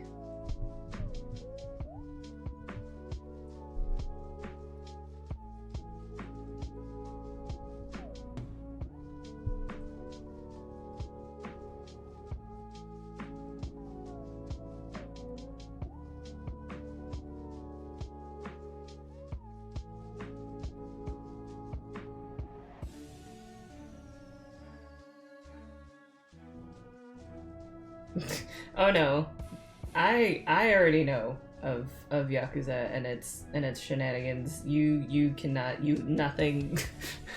You cannot you cannot trick me, distracted senpai. I one of my art friends has nonstop preached the good word of Yakuza and everything about the franchise, so I'm fully aware.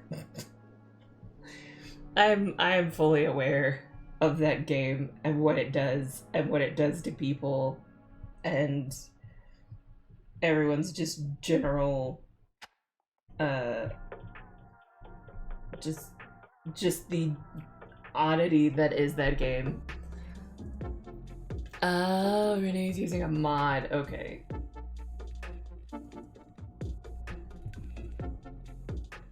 Well then, that.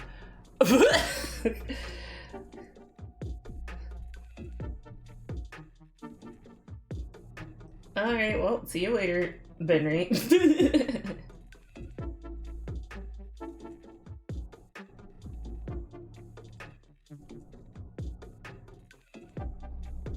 Okay.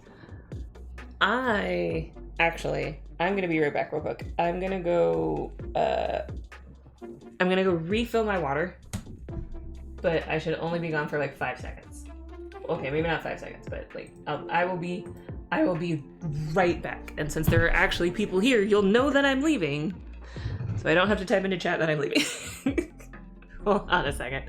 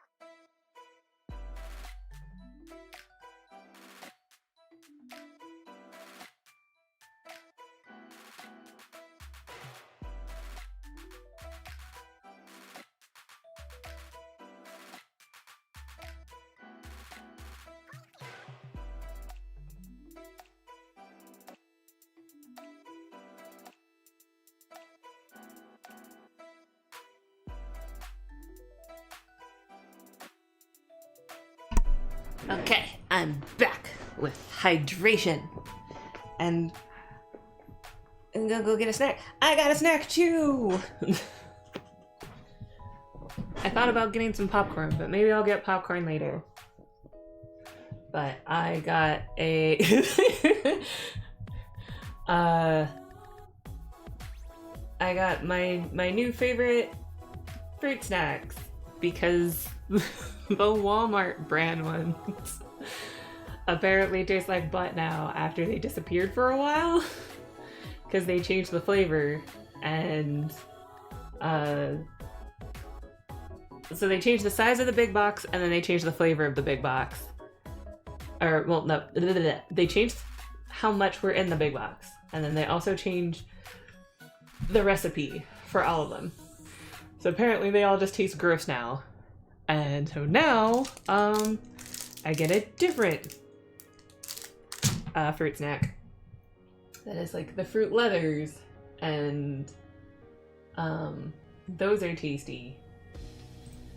And probably also healthier for me in the long run. You look normally. Did I get April Fooled again? Though it did make me want to play Yakuza 0 again. I don't know. Maybe you did. I hate when brands change flavors. Yeah, see, like I thought that they were just gonna rebrand the box. Because that's what happened last time it was hard to find them, where it was just like, oh, they're just like changing the design and everything. But then I started seeing a bunch of reviews on Walmart's website being like, these taste like butt now. What did they do to them? They're disgusting. And I was just like, well, that's just one review. That can't be. It was all of them. It was everybody. Everybody was upset. It was bad. It was bad. So, yeah, so I don't need those anymore. And now, I'm gonna do different lines because I don't like these lines. I don't like the brush I use. So yeah, so now I eat different ones. And they're like the Fruit Leathers or fruit strips, I guess. And they take Okay, no. So you're thinking of a different one. Okay, so the just stop. Benry. So he's getting his wires a little crossed. So what happened was that I decided, well, if the ones that I like don't taste good anymore, I should probably look into some new ones and stuff. And so I decided to check the reviews on some other fruit snacks to see if they were any good. And I don't remember what the brand was that I was looking at, but like, because I was like, okay, these look kind of cute and kind of like they would, hit the same mark as the other ones did. And I started looking at the reviews, and one of the flavors that was in the pouch was like mango flavor, I guess. And in two separate reviews, two different people were like one person was like, I didn't like the way that these taste, and also they smell like cat pee. So yeah, I'm never buying these again, which fair. And then a second person was like, these taste really good. This is one of my favorite flavors. Flavor boxes. And then what was it? And then they were like, yeah, they do smell like cat pee, but like maybe it's the mango flavored one that smells like that, and that's why. And I just sat there because I remember, like, I'm reading these reviews out to Benry Paints, and I was just like, how are you gonna sit there and in your first sentence be like, this smells. This smells like cat pee, but it tastes delicious. I tasted it despite the smell. Yeah, no, this person was just like I guess whatever they used for like the synthetic mango flavor and stuff, because I'm assuming they were like artificial. I mean, they were like the quote unquote real fruit, but like probably synthetic fruit. So it's like whatever they used, like the artificial flavor or whatever, maybe had like a weird smell. But yeah, no, like I am not. I haven't been, a cat owner my whole life, but I have encountered cats multiple times, and I just feel like cat pee is a very distinct odor, and I feel like most people, when they smell that odor, would not be like, this thing I'm going to eat smells like cat pee. I'm still gonna eat it though. But yeah, whoever this person was like, I guess saw the first review and was like, yes, no, they were correct. It does in fact smell like cat pee, but it tastes delicious. So like, I don't know. I can only assume that person's survival instincts were not up to where they should be. Like, I don't know what to say. I just remember reading that review and then just looking at Benry and being like, that's not normal, right? Like can you just second that for me, right? Like that's not normal, right? Like, normal people aren't just gonna be like, yeah, that smells like cat pee, I'm gonna put it in my mouth, right? That's not a normal reaction someone would have, is it? Because that doesn't seem normal to me.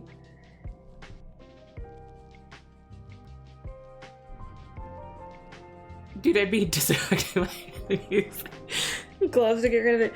I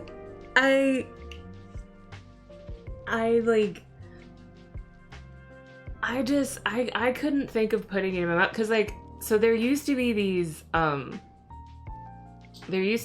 brand of mini muffins that I would get that came in like the little snack pack pouches, and like I'd put them in my lunch. And I preface this story by saying that I'm allergic to mold. Like, it's not fun. If I eat it, it makes me sick. So I've had a few run-ins where it's just like, oh, the bread didn't go off, or like the milk hasn't technically gone off yet, but it's gone off enough on like a microscopic level that like I can't tell by physically looking at it or smelling it, but because I've ingested enough of it, now I'm going to spend like the next few hours for like the rest of the night in like a little bit of like a fever dream fugue state as my body processes this and gets it out of my system. But like, so that's never fun. But like, so I was getting these mini muffin pouches pretty consistently for a while, and then like, I don't know what happened. I don't know if quality control just like went sideways or what, but like I remember opening one of them one time and then just being like, this smells weird. Like, I don't know why it smells weird, but it just smells weird. And then I opened it and I looked down and I realized like, and like, it was like a pack of 5 or 6 little mini muffins, and like half of them had mold growing on them, and I just immediately threw it away. I was just like, no. And just sat there trying not to have like an anxiety-induced like dry heaving moment, because it's just like, one, the betrayal. This was my afternoon snack. Like, how dare you betray me like this?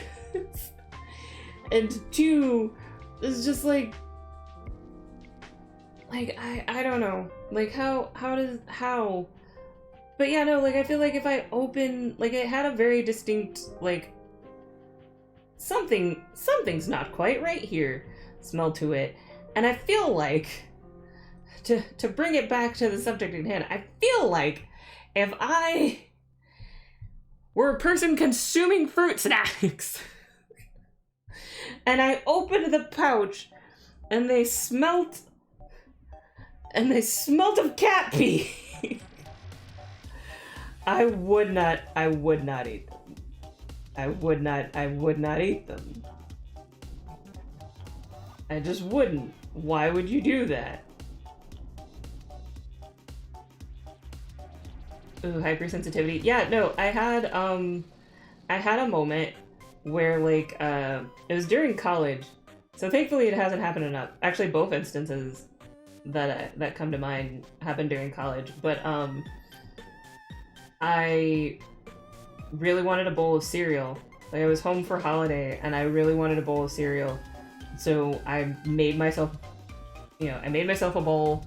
I was fine. But as the day went on, like I could tell that I was getting like a fever and that I was just feeling really tired and just kind of gross, and I didn't understand why. By the time evening hit, like I was really feverish. I was just like, I just didn't feel great. And like I had made myself soup and stuff, and like it was to the point where like my dad looked at me and he was like, "You're not looking so hot.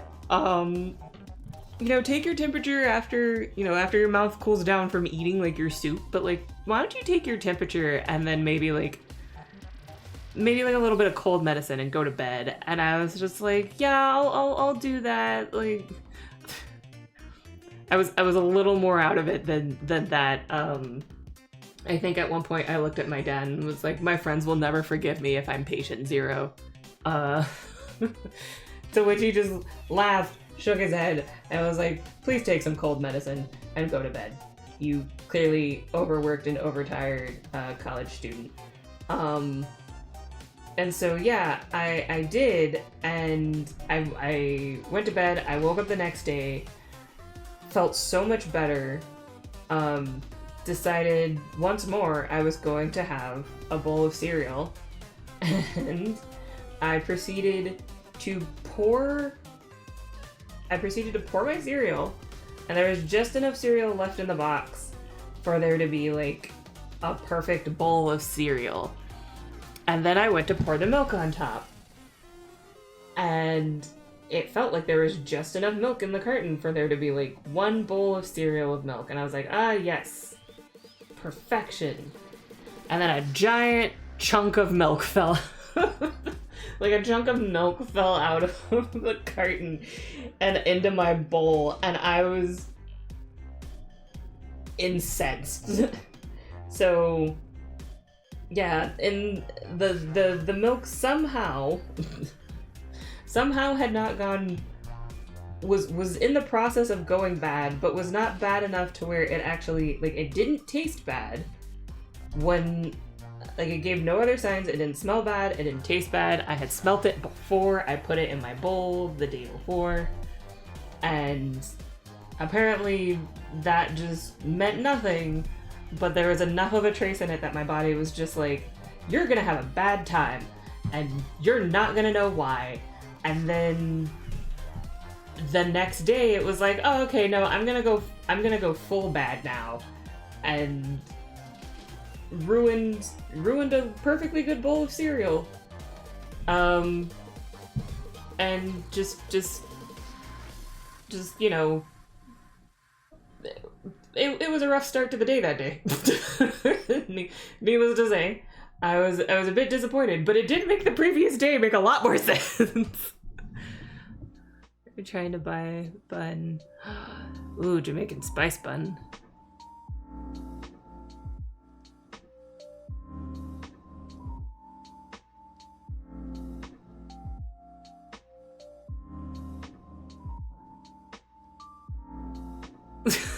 Bun, yeah, no, buns. Why are the buns turning green? A chunk of milk. Yeah, no, like I was sitting there pouring it, and then just a I don't want to say a clot because that sounds bad, but just like just splap, just like yep, that sound, the glorp, just plop, like right into the center of my Frosted Flakes, and I was just like, no, congealed, yeah, kind of. And then like I just remember standing there staring at it, completely baffled and betrayed. It was just like, how could you do this to me? Dairy products, why could you not have, like, because like if I had known, I could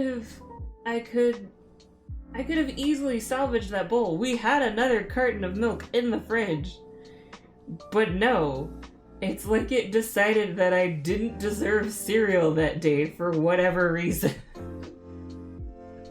And so it wasn't gonna give me cereal.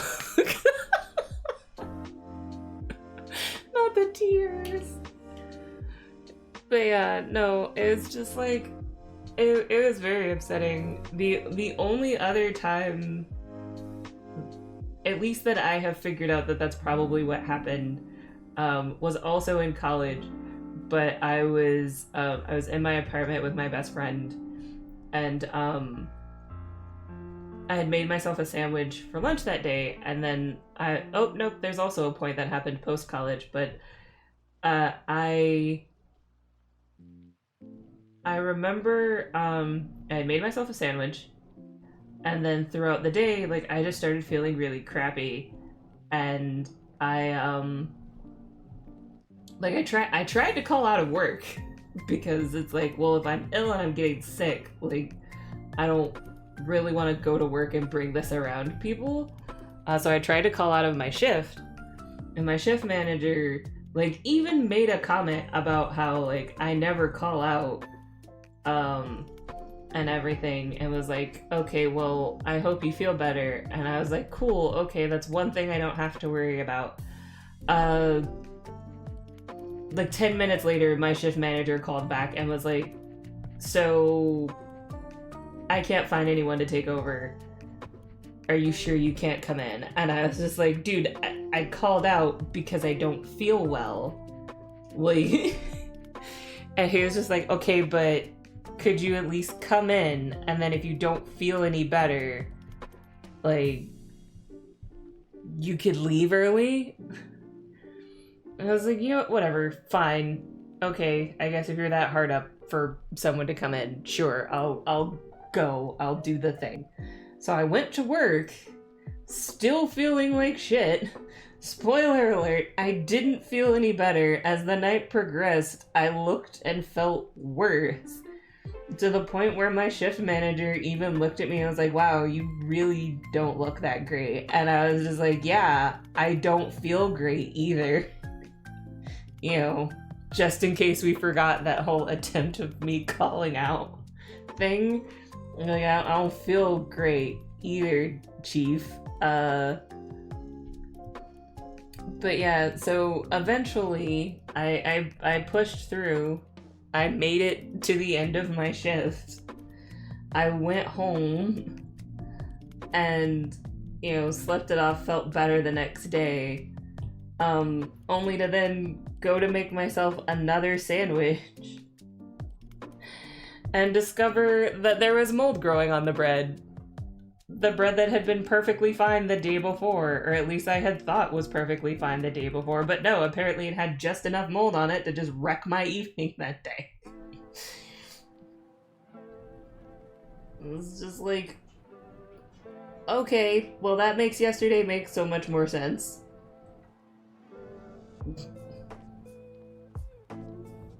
But yeah, like, so that needless to say, that loaf promptly found its way into the garbage bin. But yeah, I,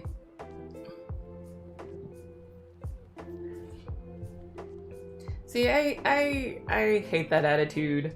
I will say though that when I changed majors, because like I understand that some people take advantage of other people's kindness, but at the same time, it's just like I'd rather err on the side of caution. Like if somebody's sick, somebody's sick, and like one, if they're lying, they're doing themselves a detriment at not being in class. But like if they're not lying, then now you've made them come to class and possibly infect a bunch of other people, including yourself.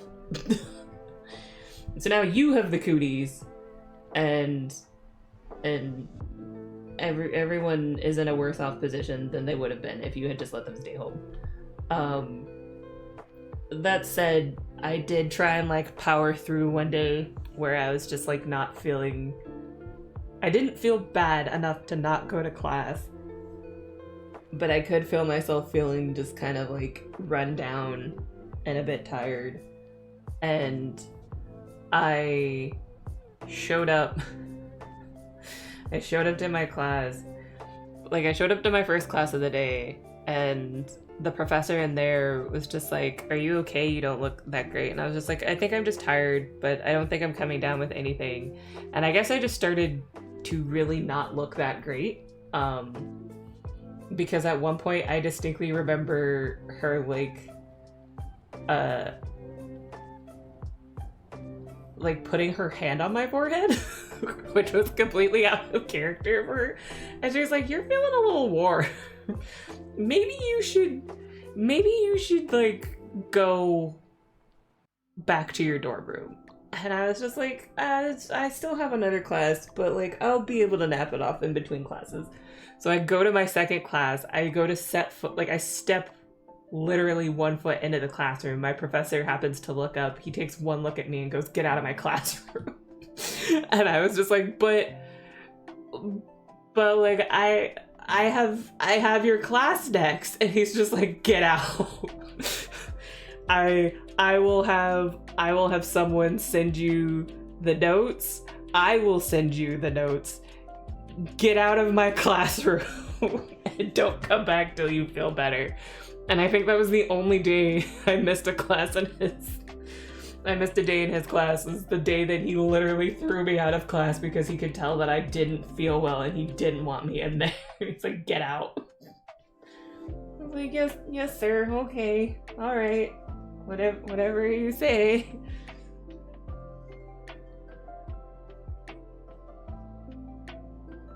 I threw up during my art exam because my school wouldn't let me reschedule. It wasn't contagious, luckily for everyone else. Yeah, no, see, like that's dumb. They stopped being allowed to take COVID sick leave if we got COVID last year. That I got COVID last year. Burka. Yeah, no. Thankfully, all of these stories were pre-pandemic. I don't know how I would have survived college if I had to do that during the panini. I would have potentially lost. Well, I almost lost my mind during college. I don't know how I would have managed if it was during the pandemic. But like, good lord. But no, like thankfully all of my professors were pretty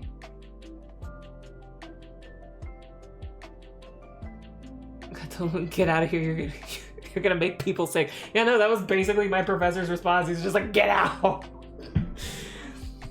like don't come in here with that, get out. And I was just like, "But I've got to learn." And he's just like, "Leave." But yeah, no, there was, oh, that's too big. That said, granted, I had this professor later, so it wasn't during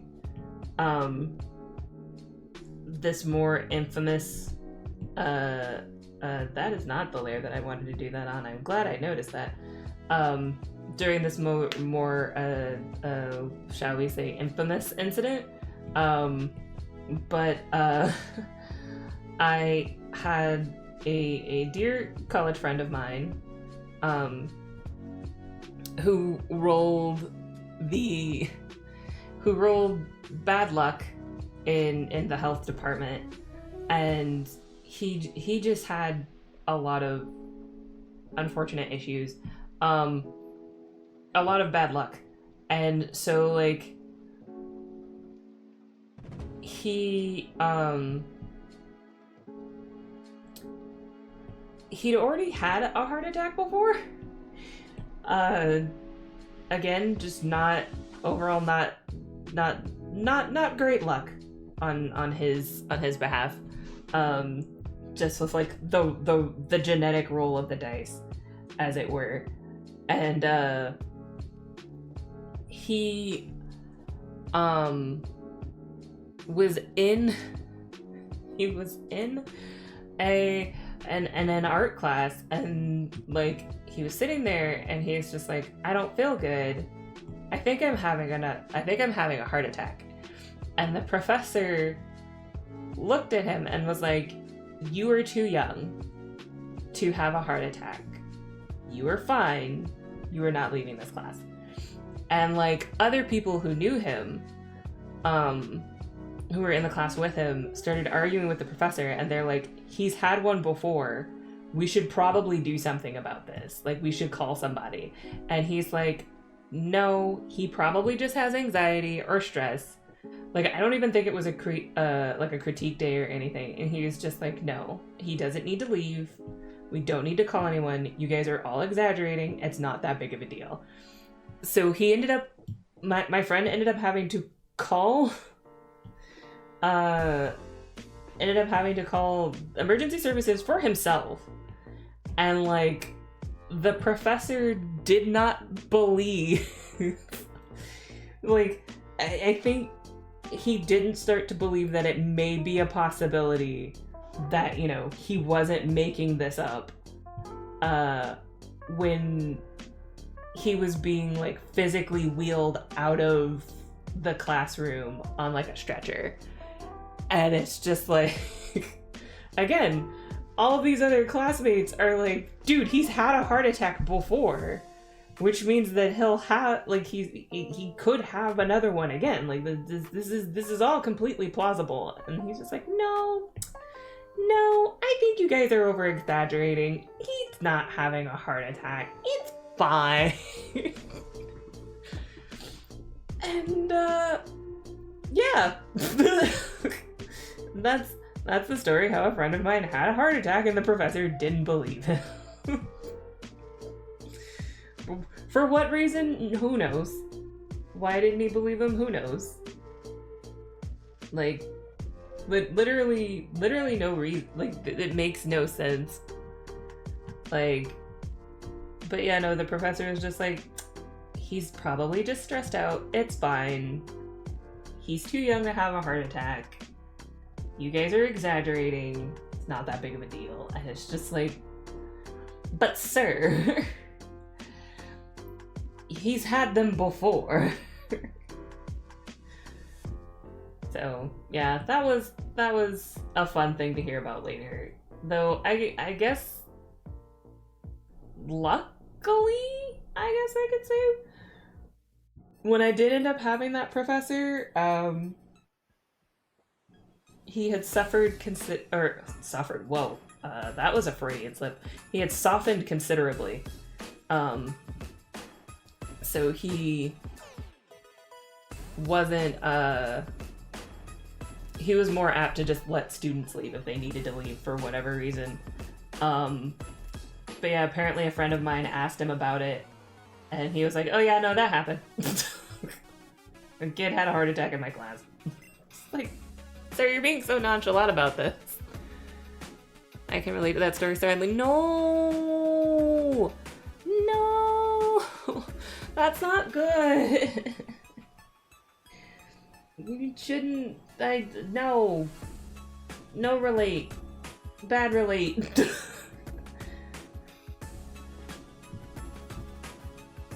Not allowed. Being able to relate to that story, not allowed.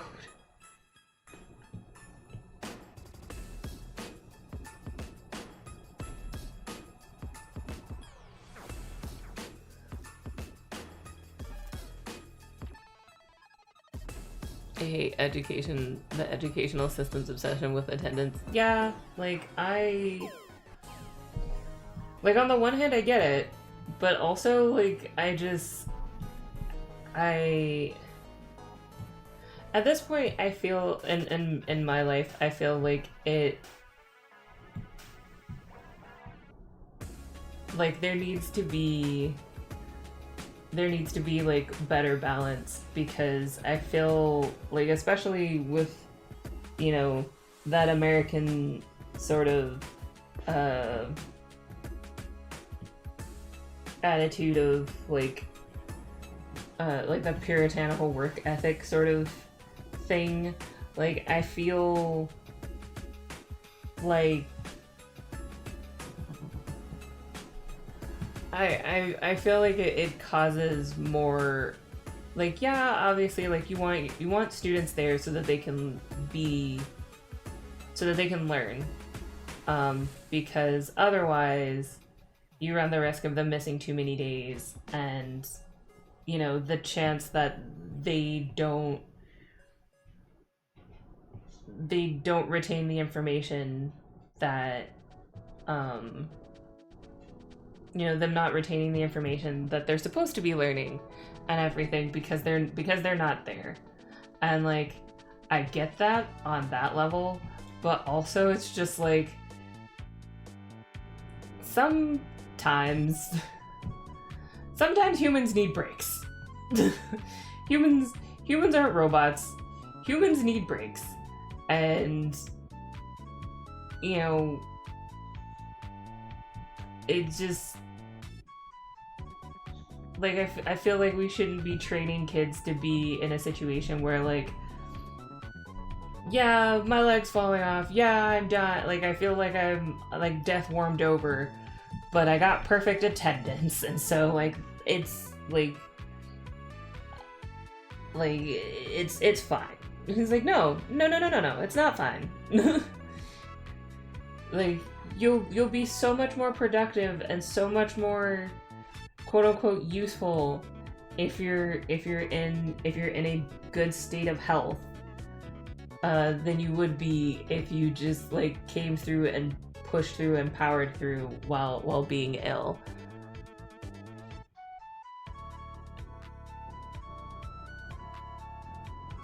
Is basically an A student despite absence, always due to illness. I shouldn't have felt pressured because my attendance was under some arbitrary percentage.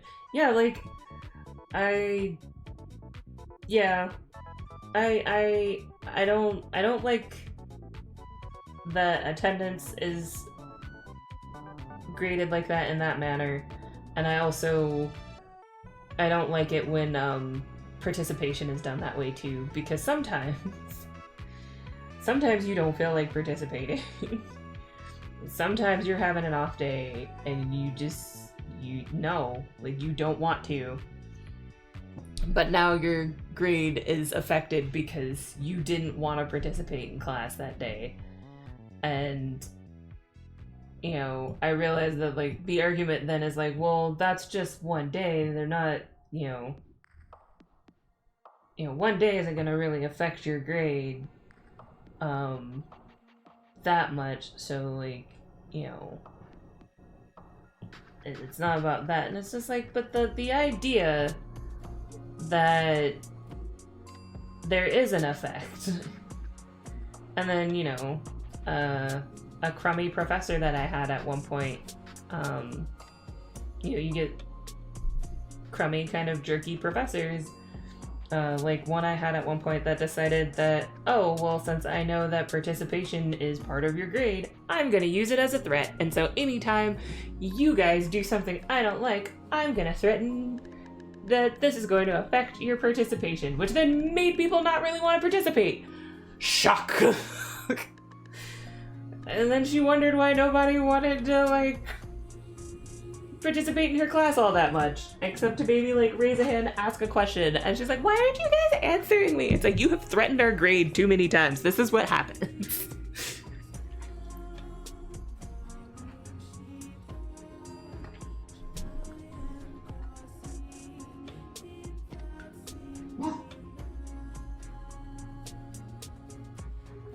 Yeah, it's gonna work out. You're gonna find something, and it's not gonna be Angus, stop buffing.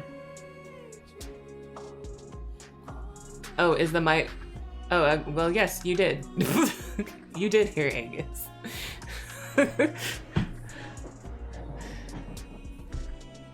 I wasn't sure if the mic got him, but it clearly it did.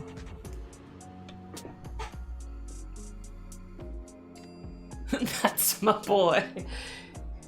Yep, someone had the audacity of walking past our house, I'm sure, and he was just like, not in my neighborhood. Our pooch probably spent too much time looking at the neighborhood Facebook group. It was just like, not in my neighborhood. People aren't walking up and down my street. Not in this house. Come on, I need to, let me pick up the color. There we go. Well, me, my asthma, the edge of winter weather equal asthma attack, not being believed in school, and then in the hospital next day. Ugh! Yeah, no, my brother had asthma growing up. Well, still has it. And so before I changed major, I was doing elementary education. And like, I guess policies have changed between, well, I mean, I'm not surprised that policies have changed between like now and like since, you know, I was a kid and when I was in the classroom doing student teaching stuff. But like, for one of my things, like I had to ask a question about something and, oh no, that's what it was. One of the teachers had let me know that they have like a specific policy for like kids that have peanut allergies, because they had a kid that had a peanut allergy in their class, and you know, they had 2 lunch benches in the cafeteria per class, and so it's like, okay, if you have stuff with peanut butter on it, you sit at this one, and the kids who don't have stuff with peanuts or whatever, they sit at this one, and everybody knows, all right? And I was just like, okay, that's fair.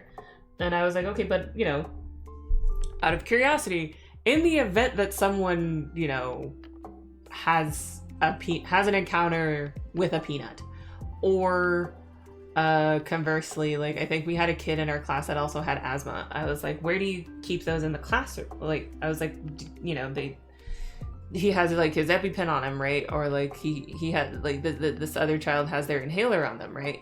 And they were like, no, they're in the principal's office. And I just remember staring at her and being super baffled as to why.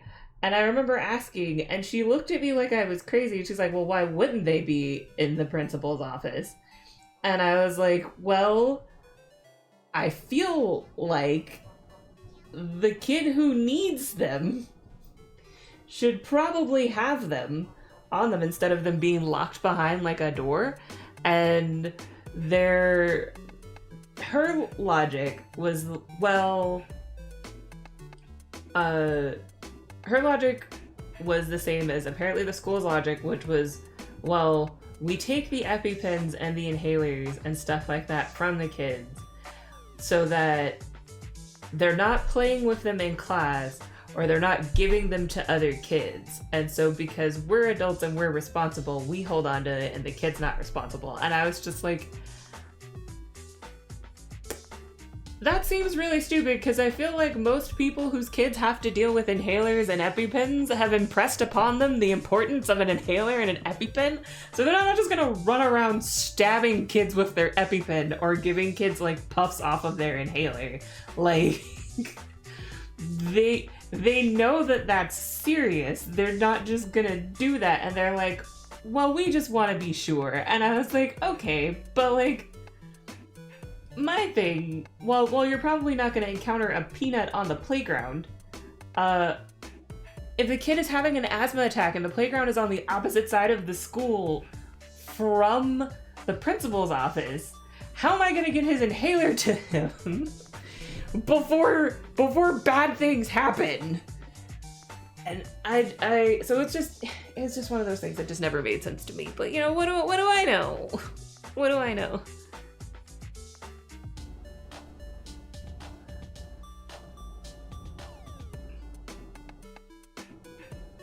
Everyone is his friend, they just don't know it yet. Yeah, that's Angus. That's pretty much our dog.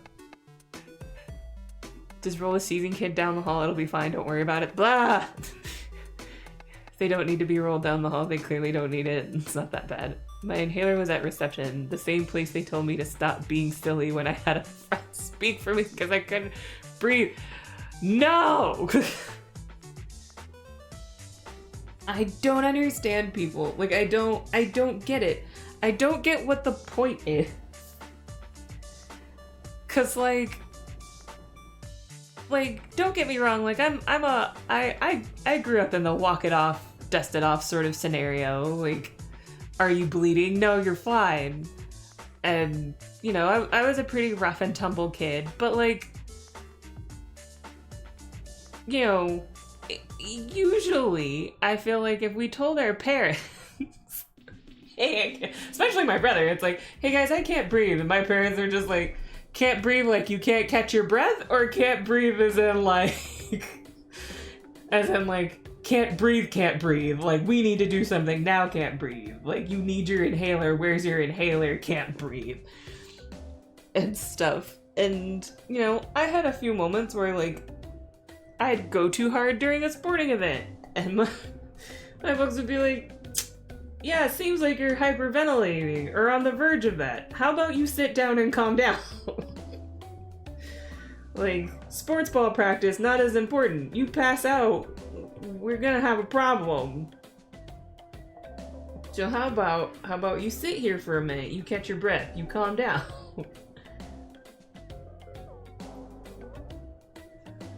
Secretary sees you easily. Well, now you're just making it worse for yourself. Yeah, it's like, well, now you're just pretending. No, I did it on the wrong layer. The only way that could have been more annoying is if that lady, if the receptionist had been like, had just been like, well, now, like, I think you're just doing this for attention. It's just like, no, I can't. Yes, I'm trying to get your attention. The attention is that I cannot breathe.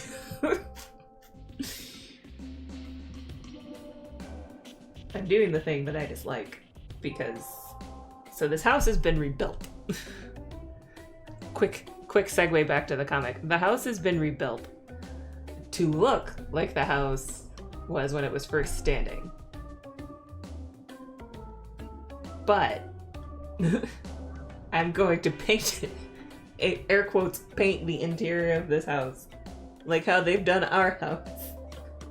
Or like how they do more houses when they try to modernize it, where they just go in and they paint everything gray and white. Because one, it'll give the look that I want, and two, it will make my life so much easier. Yeah, no, like, there are moments where I wonder where people, like, if any of the people who make policy actually think about it. And there are some instances where I'm just like, no, like I don't see that being a thing. Like, I don't, like, I can understand if it's like a pill medication, like you don't want to leave a kid alone with any of those and stuff, but I feel like when it comes to stuff that's time sensitive and it's something that a kid outside of school has on them regularly, and their parents have taught them the importance of that being on them regularly, at the very least it should be with the teacher and not like in the principal, like in the front office locked behind a box and stuff, because that's just so many steps that you have to go through to get to a thing, to then get it back to the kid who needs it in what is essentially like a potential life or death situation. Like, especially if it's a food allergy and you don't know how long it's been or whatever, like you don't know how this kid's going to react to the allergen. You don't know if you're gonna have time to run across the building to go get it. Like, I just, it doesn't sit well with me, but I don't make these decisions.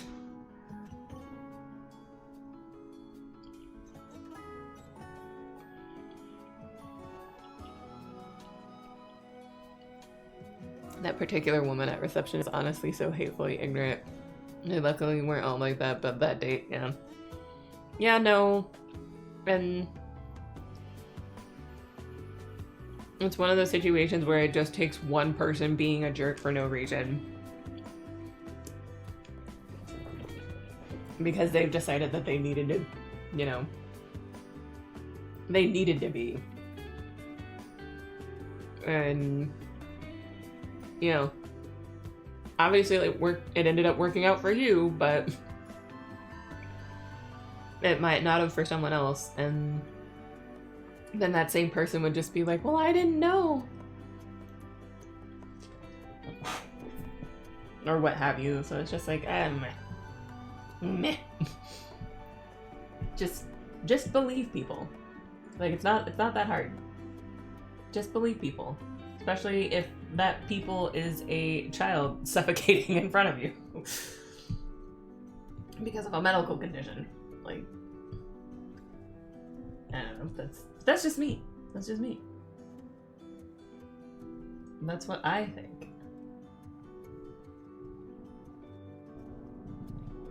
Oh, sorry, phone call. Nope, you're good.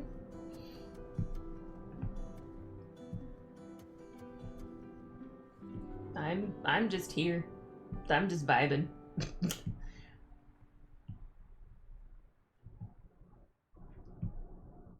No, that brush. There we go. Answer all of your phones that you need to answer.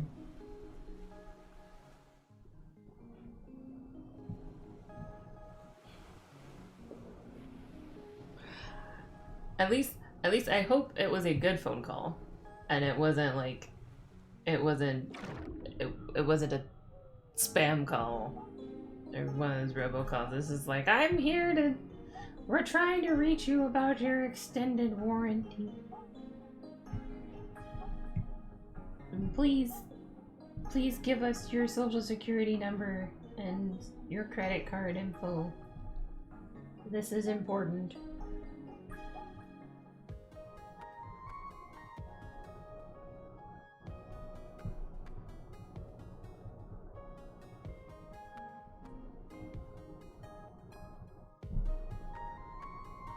You know, I've just passively realized that I haven't drawn any light switches. I'm not gonna. But I've realized that I didn't. It's like, I have not drawn any light switches. And there won't be any, so there.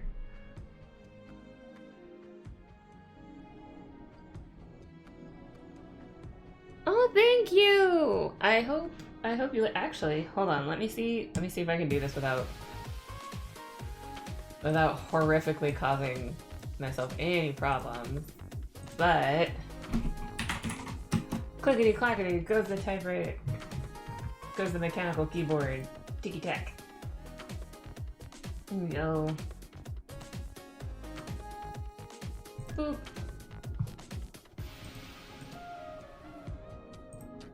Boop.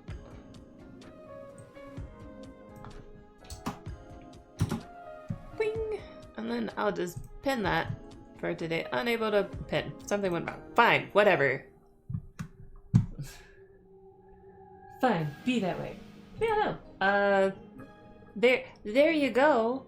And then I have, in one of my mad dashes right before a convention started, like literally right before a convention started, I made it and then was like, all right, Ben Repaints, we gotta get on the road to get to this convention. I made a Discord for my comic, which if you follow me on Instagram, there is a link to it there. But hold on, I will also drop that in the chat and see. But yeah, there's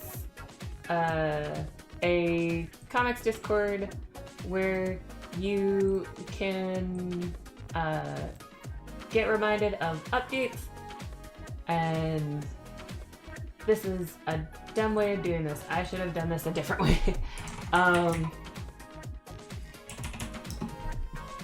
Where you get reminded of updates and notifications that I'm streaming, and you can chat with other people who also, well, eventually, hopefully, chat with other people. There we go. That should be and that's the link for the Discord. But yeah, chat with other people about the comic and stuff like that, and other such things, and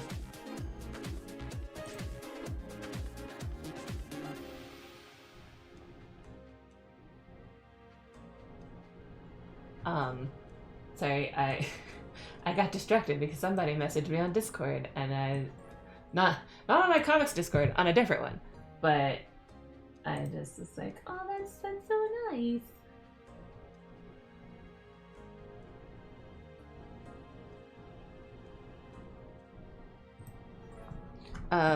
But yes, so, nope, don't go to sleep. But yeah, hopefully, people will, start using it and start chatting in the comics Discord and everything, and, you know, build up a little community over there or stuff like that. And I can also share other comic projects when I get around to that. Stuff like that, so yay, self-promotion.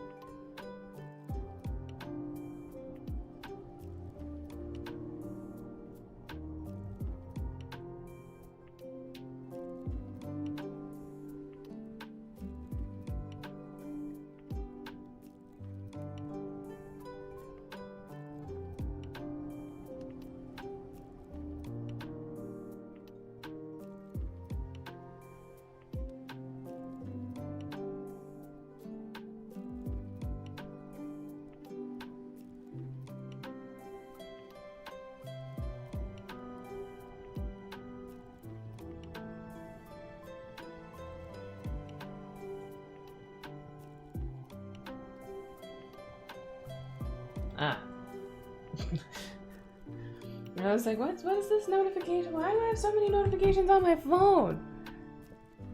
I keep joining lots of Discords thanks to Twitch. Yeah, I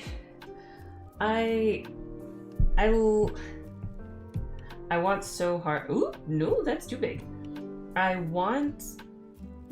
There are two wolves inside of me.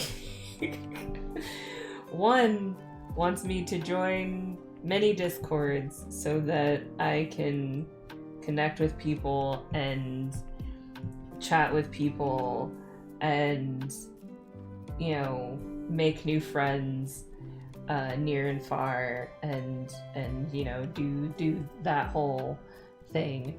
And then there is a second wolf in me that is secretly a cryptid and will join Discords, but will tell people from the get-go, I will join and I will lurk and I will say nothing unless I have an answer to like a question or a specific thing, and then I will appear, I will say said answer, and then I will disappear back into the ether and not to be seen again until someone else asks another question.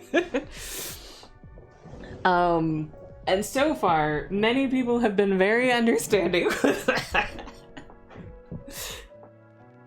It's like, there's something that you need to know as you invite me to your Discord. I will be the Discord's Mothman. I will appear, I will answer, I will speak on the things that I know of, and then I will disappear, never to be seen again.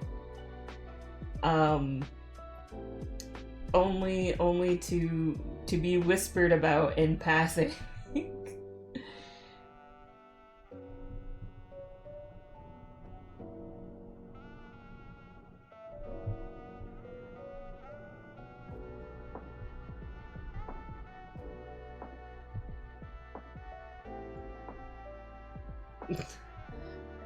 I'm too awkward to do much. Yeah, like I've gotten better at participating. Like there's a comics Discord that I'm a part of. And I have gotten better at, like, I made it a point last summer, I think, to be better about, like, being an active participant and in that oh wow, I almost said Kickstarter. Wow, I'm EP brain. I made it a point to want to be more active in that Discord, and be better about being more active in that Discord. And so I have. But also on that same note, like, I like it took a lot of effort on my part, because for some reason in person I can manage just fine being personable with stuff. Like, I guess because it's easier, like, you have that feedback of getting to see someone's, you know, facial expression or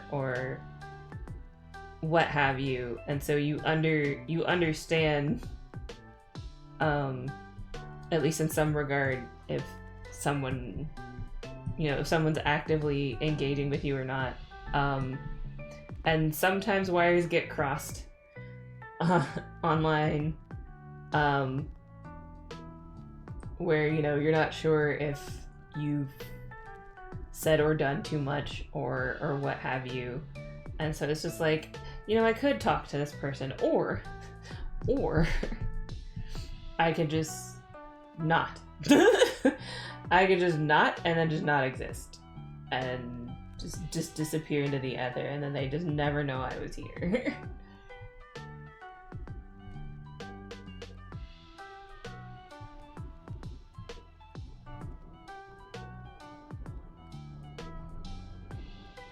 So I've gotten better about participating in some Discords, but, or like, it, well, specifically in that one, but most of them it's just like, nope, I'm here, and I'm here. I've spoken my 2 words. I've met my quota for the month, and now I'm gone. And you won't hear about me again until something else arises.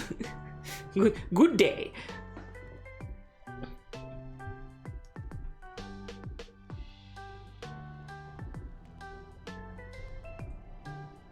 I just realized that I am potentially doing this in, like, the most convoluted and dumb way possible for this page, but you know what? I don't care. Is there potentially an easier way to do this? Yes. Am I going to do it that way? Apparently not. Apparently not.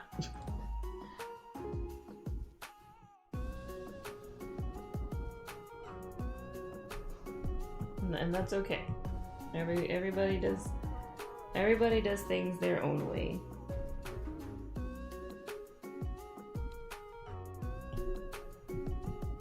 I'm going to attempt to do this slightly easier way.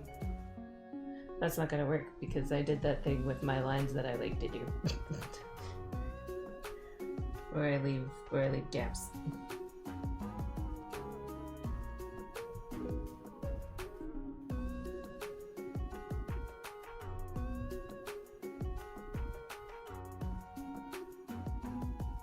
Yeah, I know that feeling very well.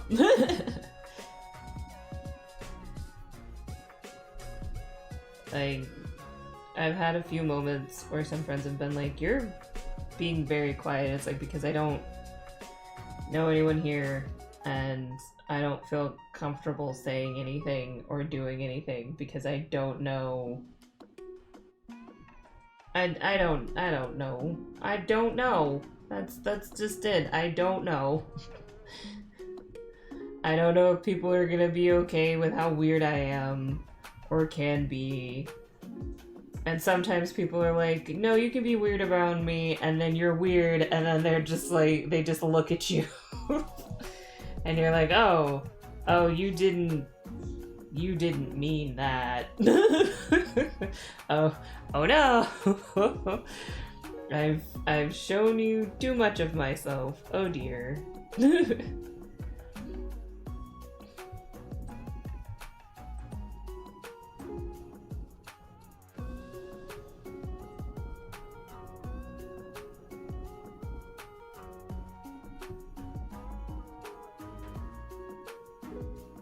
I'm having a slight moment where I'm trying to decide if I want to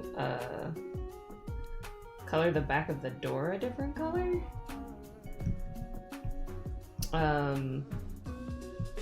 Or if I want it to be the same color as the front of the door.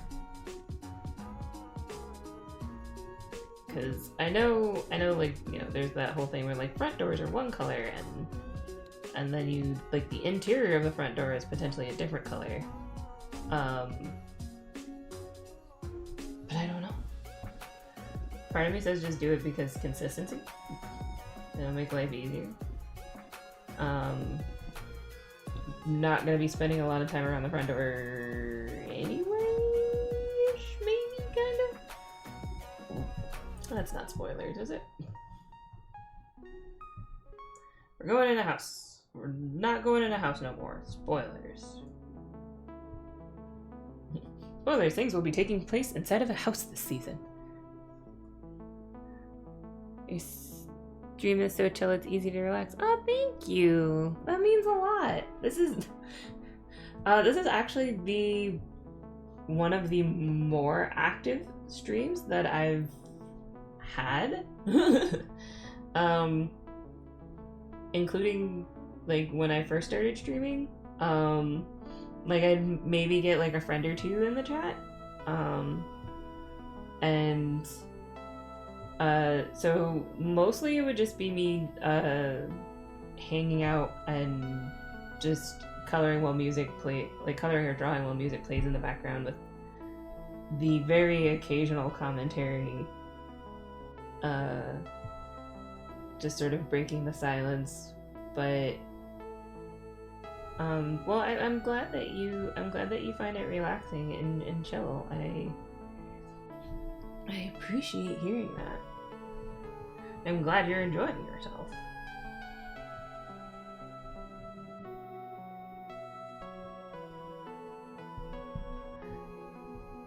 Yeah, it's, well, I was gonna say, I was like, don't make it sound like that.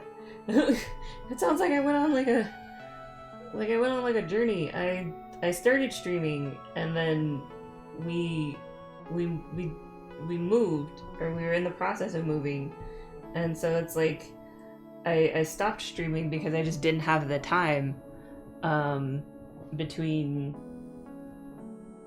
packing the house and everything. I just felt like if I did a stream, they'd be really short, or I'd have to do them later in the day, and by the time, you know, later in the day came, I didn't want to do that. I'd want to, like, relax or spend the evening doing something not thought heavy.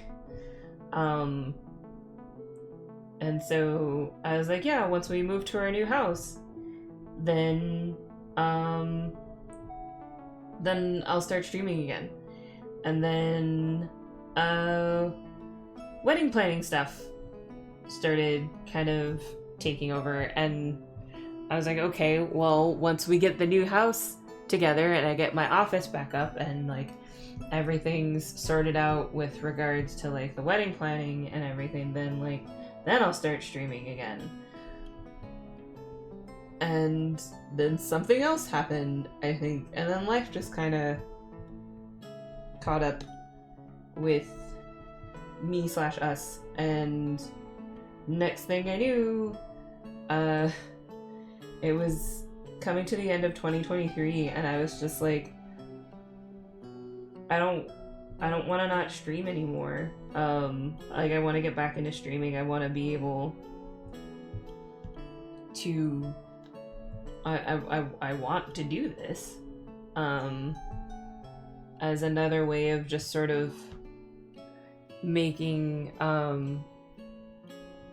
you know, getting my work out there so that more people can see it and experience it. And they can't do that if I'm, you know, if I'm not streaming, if I'm not,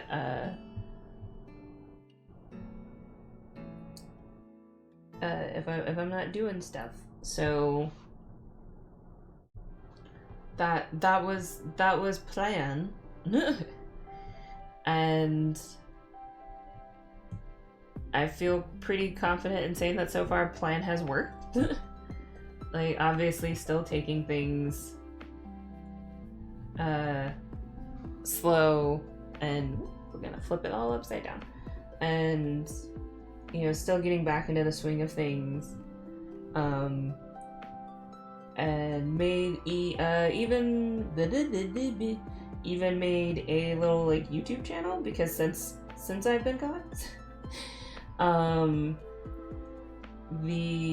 it used to be that they would hold on to your streams for 14 days, and now they only do that if you have affiliate, and I'm not affiliated yet, so that means they hold on to my recordings for 7 days, and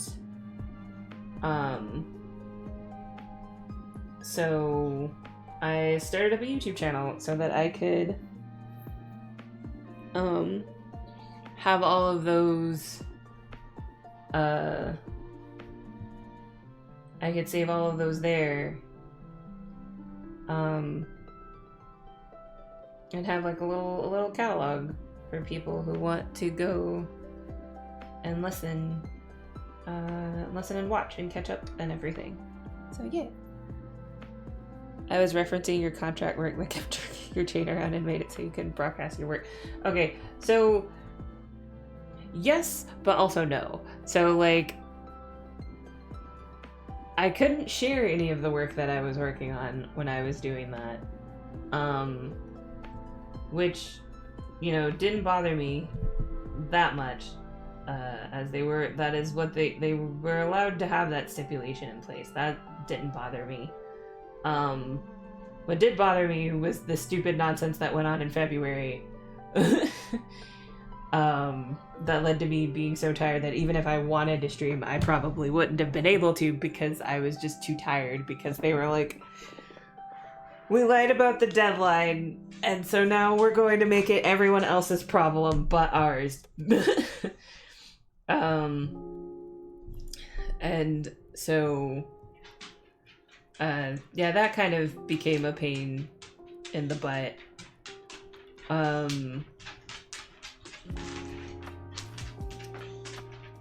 But yeah, so I obviously wasn't able to share a lot of that work. You hearing his tippy tappies? Yeah, he's in here. Are you gonna get up on the futon? I should go get your stairs, actually. Hold on a second. I'll be right back.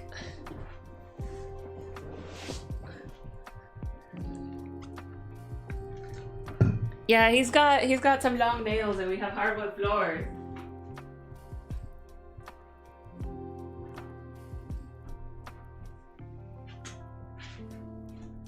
Alright, I have your stairs, Mr. Sir. Here you go. There you go. Go on, get up there. Go on. Come on. Get on the futon. I'm moving stuff so you don't knock it on the floor and make loud noises. Come on. Come on. Come on. go. There you go. There's a good boy. Oh no, everyone's up here.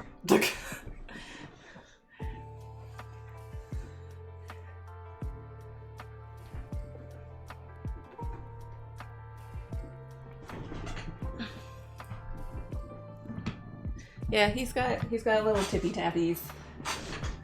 You're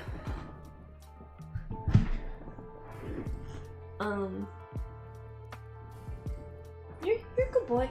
You lay down? You gonna stare at me. What time is it? Oh, it's not even... Okay, I see what's happening. It's 3 o'clock, so that's why they're coming up here. But you guys have a whole other hour. I'm gonna put this over here so that Tuna doesn't chew on it, since he is also in the office. He's currently staring out the window.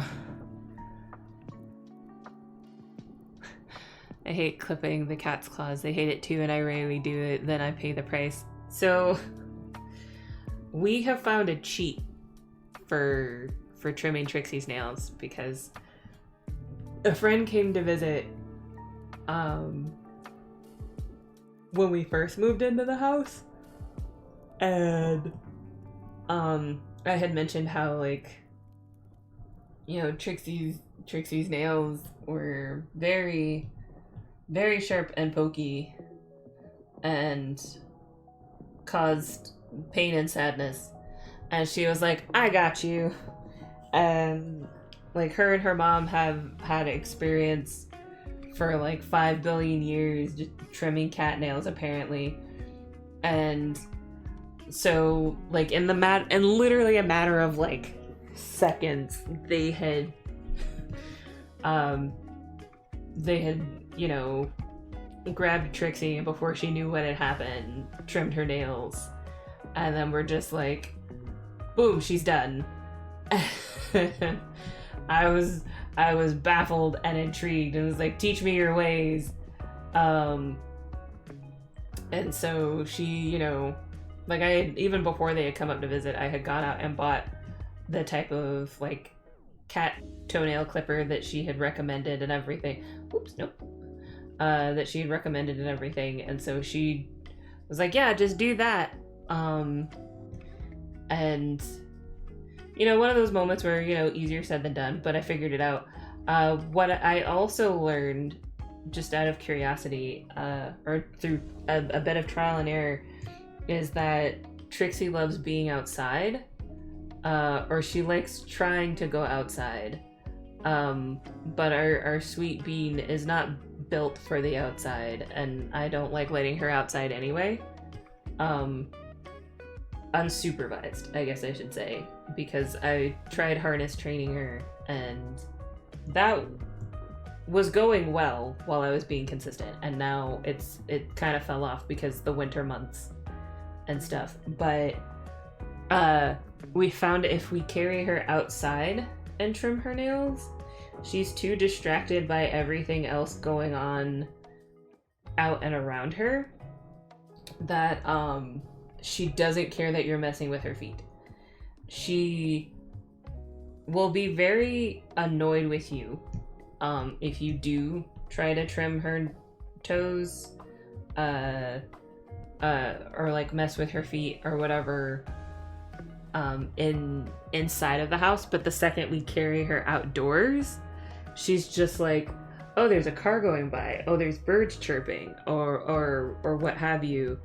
And she's just so wrapped up in that she, like, I can get all of her claws and get them trimmed down super short without a problem. Tuna is a different story. I guess because we found him outside, he is scared of outside. And the first time Benry Paints tried to... Yeah, no, that's basically what happened to Benry. I was like, are you sure? Because, you know, we open the front door and Tuna bolts. Like, he just runs. He does not like the idea that he could potentially end up back outside. And again, not that we would ever put him outside, but he is not a fan of the idea of outdoors. And we opened the door and he saw outside, and little chicken nugget lost his mind and almost clawed Henry to ribbons, trying to get away from him and get back upstairs and not outside. So he is the only pet out of the three that gets his nails trimmed indoors, because Angus gets his worn down outside with like he gets a little pedicure with the Dremel to just sort of round his out a bit better. But yeah, Tuna does not. He wants nothing to do with outside. He likes looking outside, but he is legitimately terrified of our front door and refuses to go anywhere near it. If he doesn't have to go near the front door, he won't. Angus, don't mess with him. Oh, every gang's all here.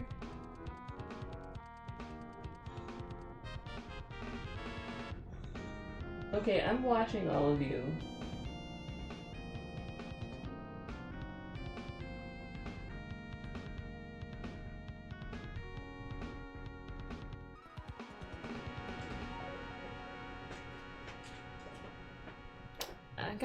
We've got a house full of, I don't understand. We've got a house full of cat beds. There's more than enough space for everyone on the futon. And leave it to the cat to be like, you know what? I'm gonna go sleep on top of the lumpy,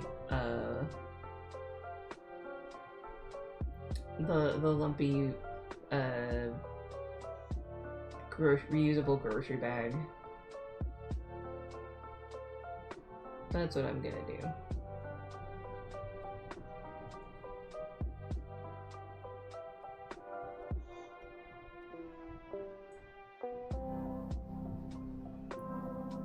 Our youngest cat is afraid of the front where we rescued her, but lives outside the back door. Our garden even likes the snow.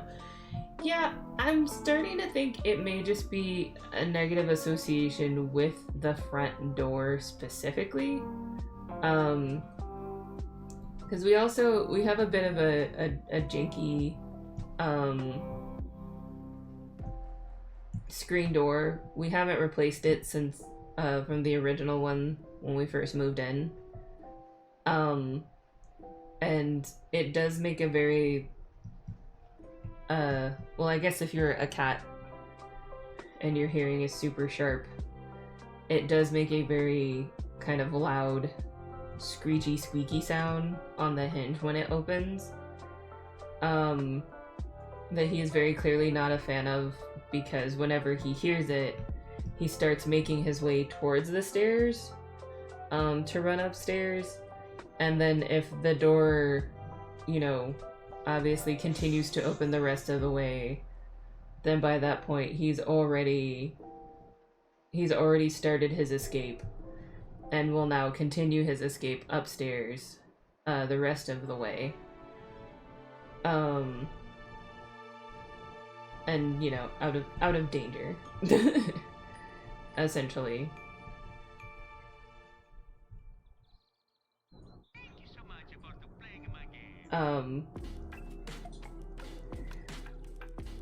Which kind of upset my dad the last time he came to visit. I think Dad has decided that Tuna is his little friend, is his little buddy. And so he was trying to coax him downstairs, but because the weather was nice and we had the front door open, Tuna was like, absolutely not am I coming anywhere near the front door. Which meant Dad didn't get to see him much before he left. He was just like, no! But that said, there have been a few times where, we've taken Angus outside in the backyard, and the Tuna's been brave enough to like step down onto the little, like step out of the door if we hold it open too long, and onto the little stoop that's back there, and everything until we promptly chastise him and tell him to get back inside.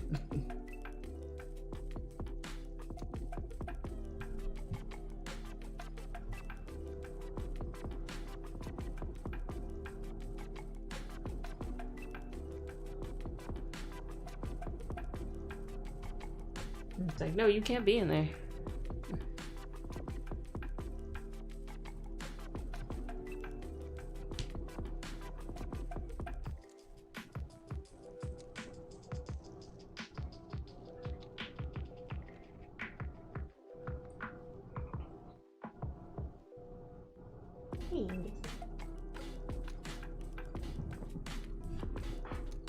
Oh, that's cute. Each cat has chosen a window, and the dog has chosen the futon.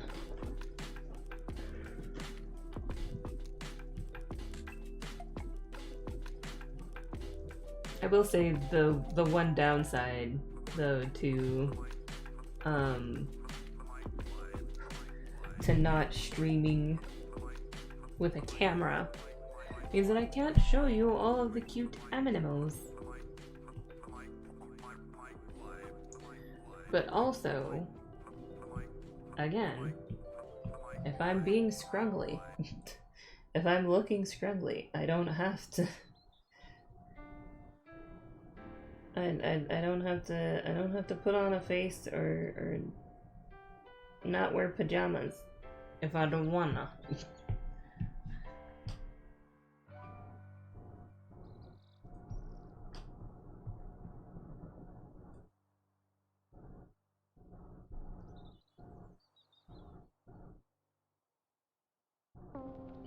Oh, no problem. We could easily set up a pet cam situation with OBS. Yeah, maybe. Maybe one day. Well, I hope you, I hope dinner prep is super easy for you, Distracted Senpai, and that it is super tasty. To be completely honest, I probably will be going for another hour, so I'll probably be wrapping up around 4, but thanks for coming by and hanging out. I hope you had a great time, and I hope your dinner is tasty. Not your dinner! Go back to the window.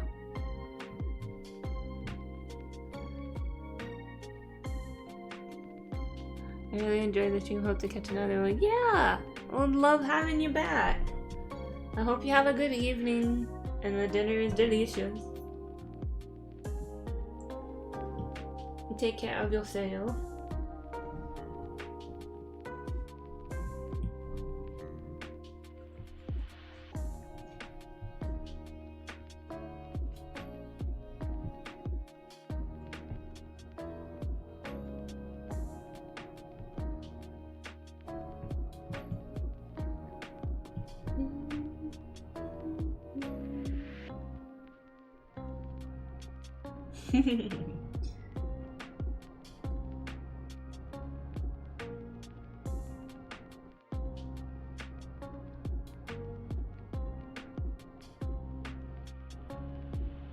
Yeah, sure, no problem. Thanks again for stopping by.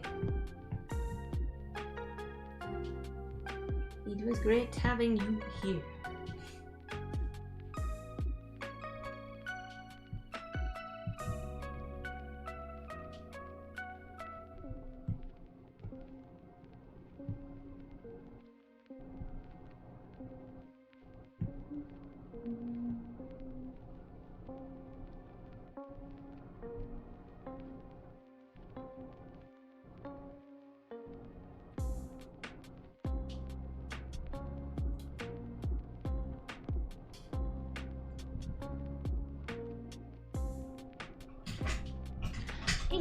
Angus, stop! Don't scratch the don't scratch the thingy, buddy.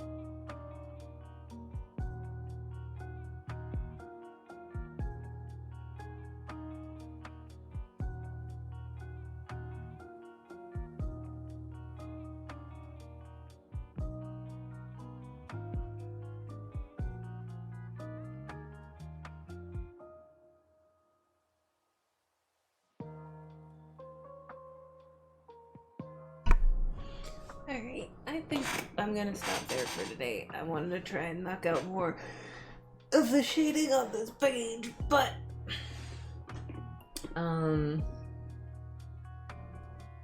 we'll get to it tomorrow. But yeah. So with that said, thanks as always for everybody stopping by. It was great getting to hang out and chat with everyone and whatnot on this lovely April 1st day. As always, you can find me as Art by QB on Instagram, Facebook, Blue Sky, and Patreon. You can also find me on YouTube. That's where all of these streams, will be uploaded once they're finished. So if you ever want to catch up on a stream or just sort of hang out and chill and see stuff done, you can always find them over there. Again, at Art by QB. Yeah, so thanks. I still have Monday brain. I've been at this all day. I've almost been streaming for 6 hours, so I think I'm allowed to have a little bit of a brain fart now and then. But yeah, like I said, as always, thanks you guys for coming on out and hanging out, chatting and keeping me company. I'll probably be streaming a few more times this week. And everything. So I hope to see you guys then. I hope you guys have a great day and take care until next time. Right, bye-bye.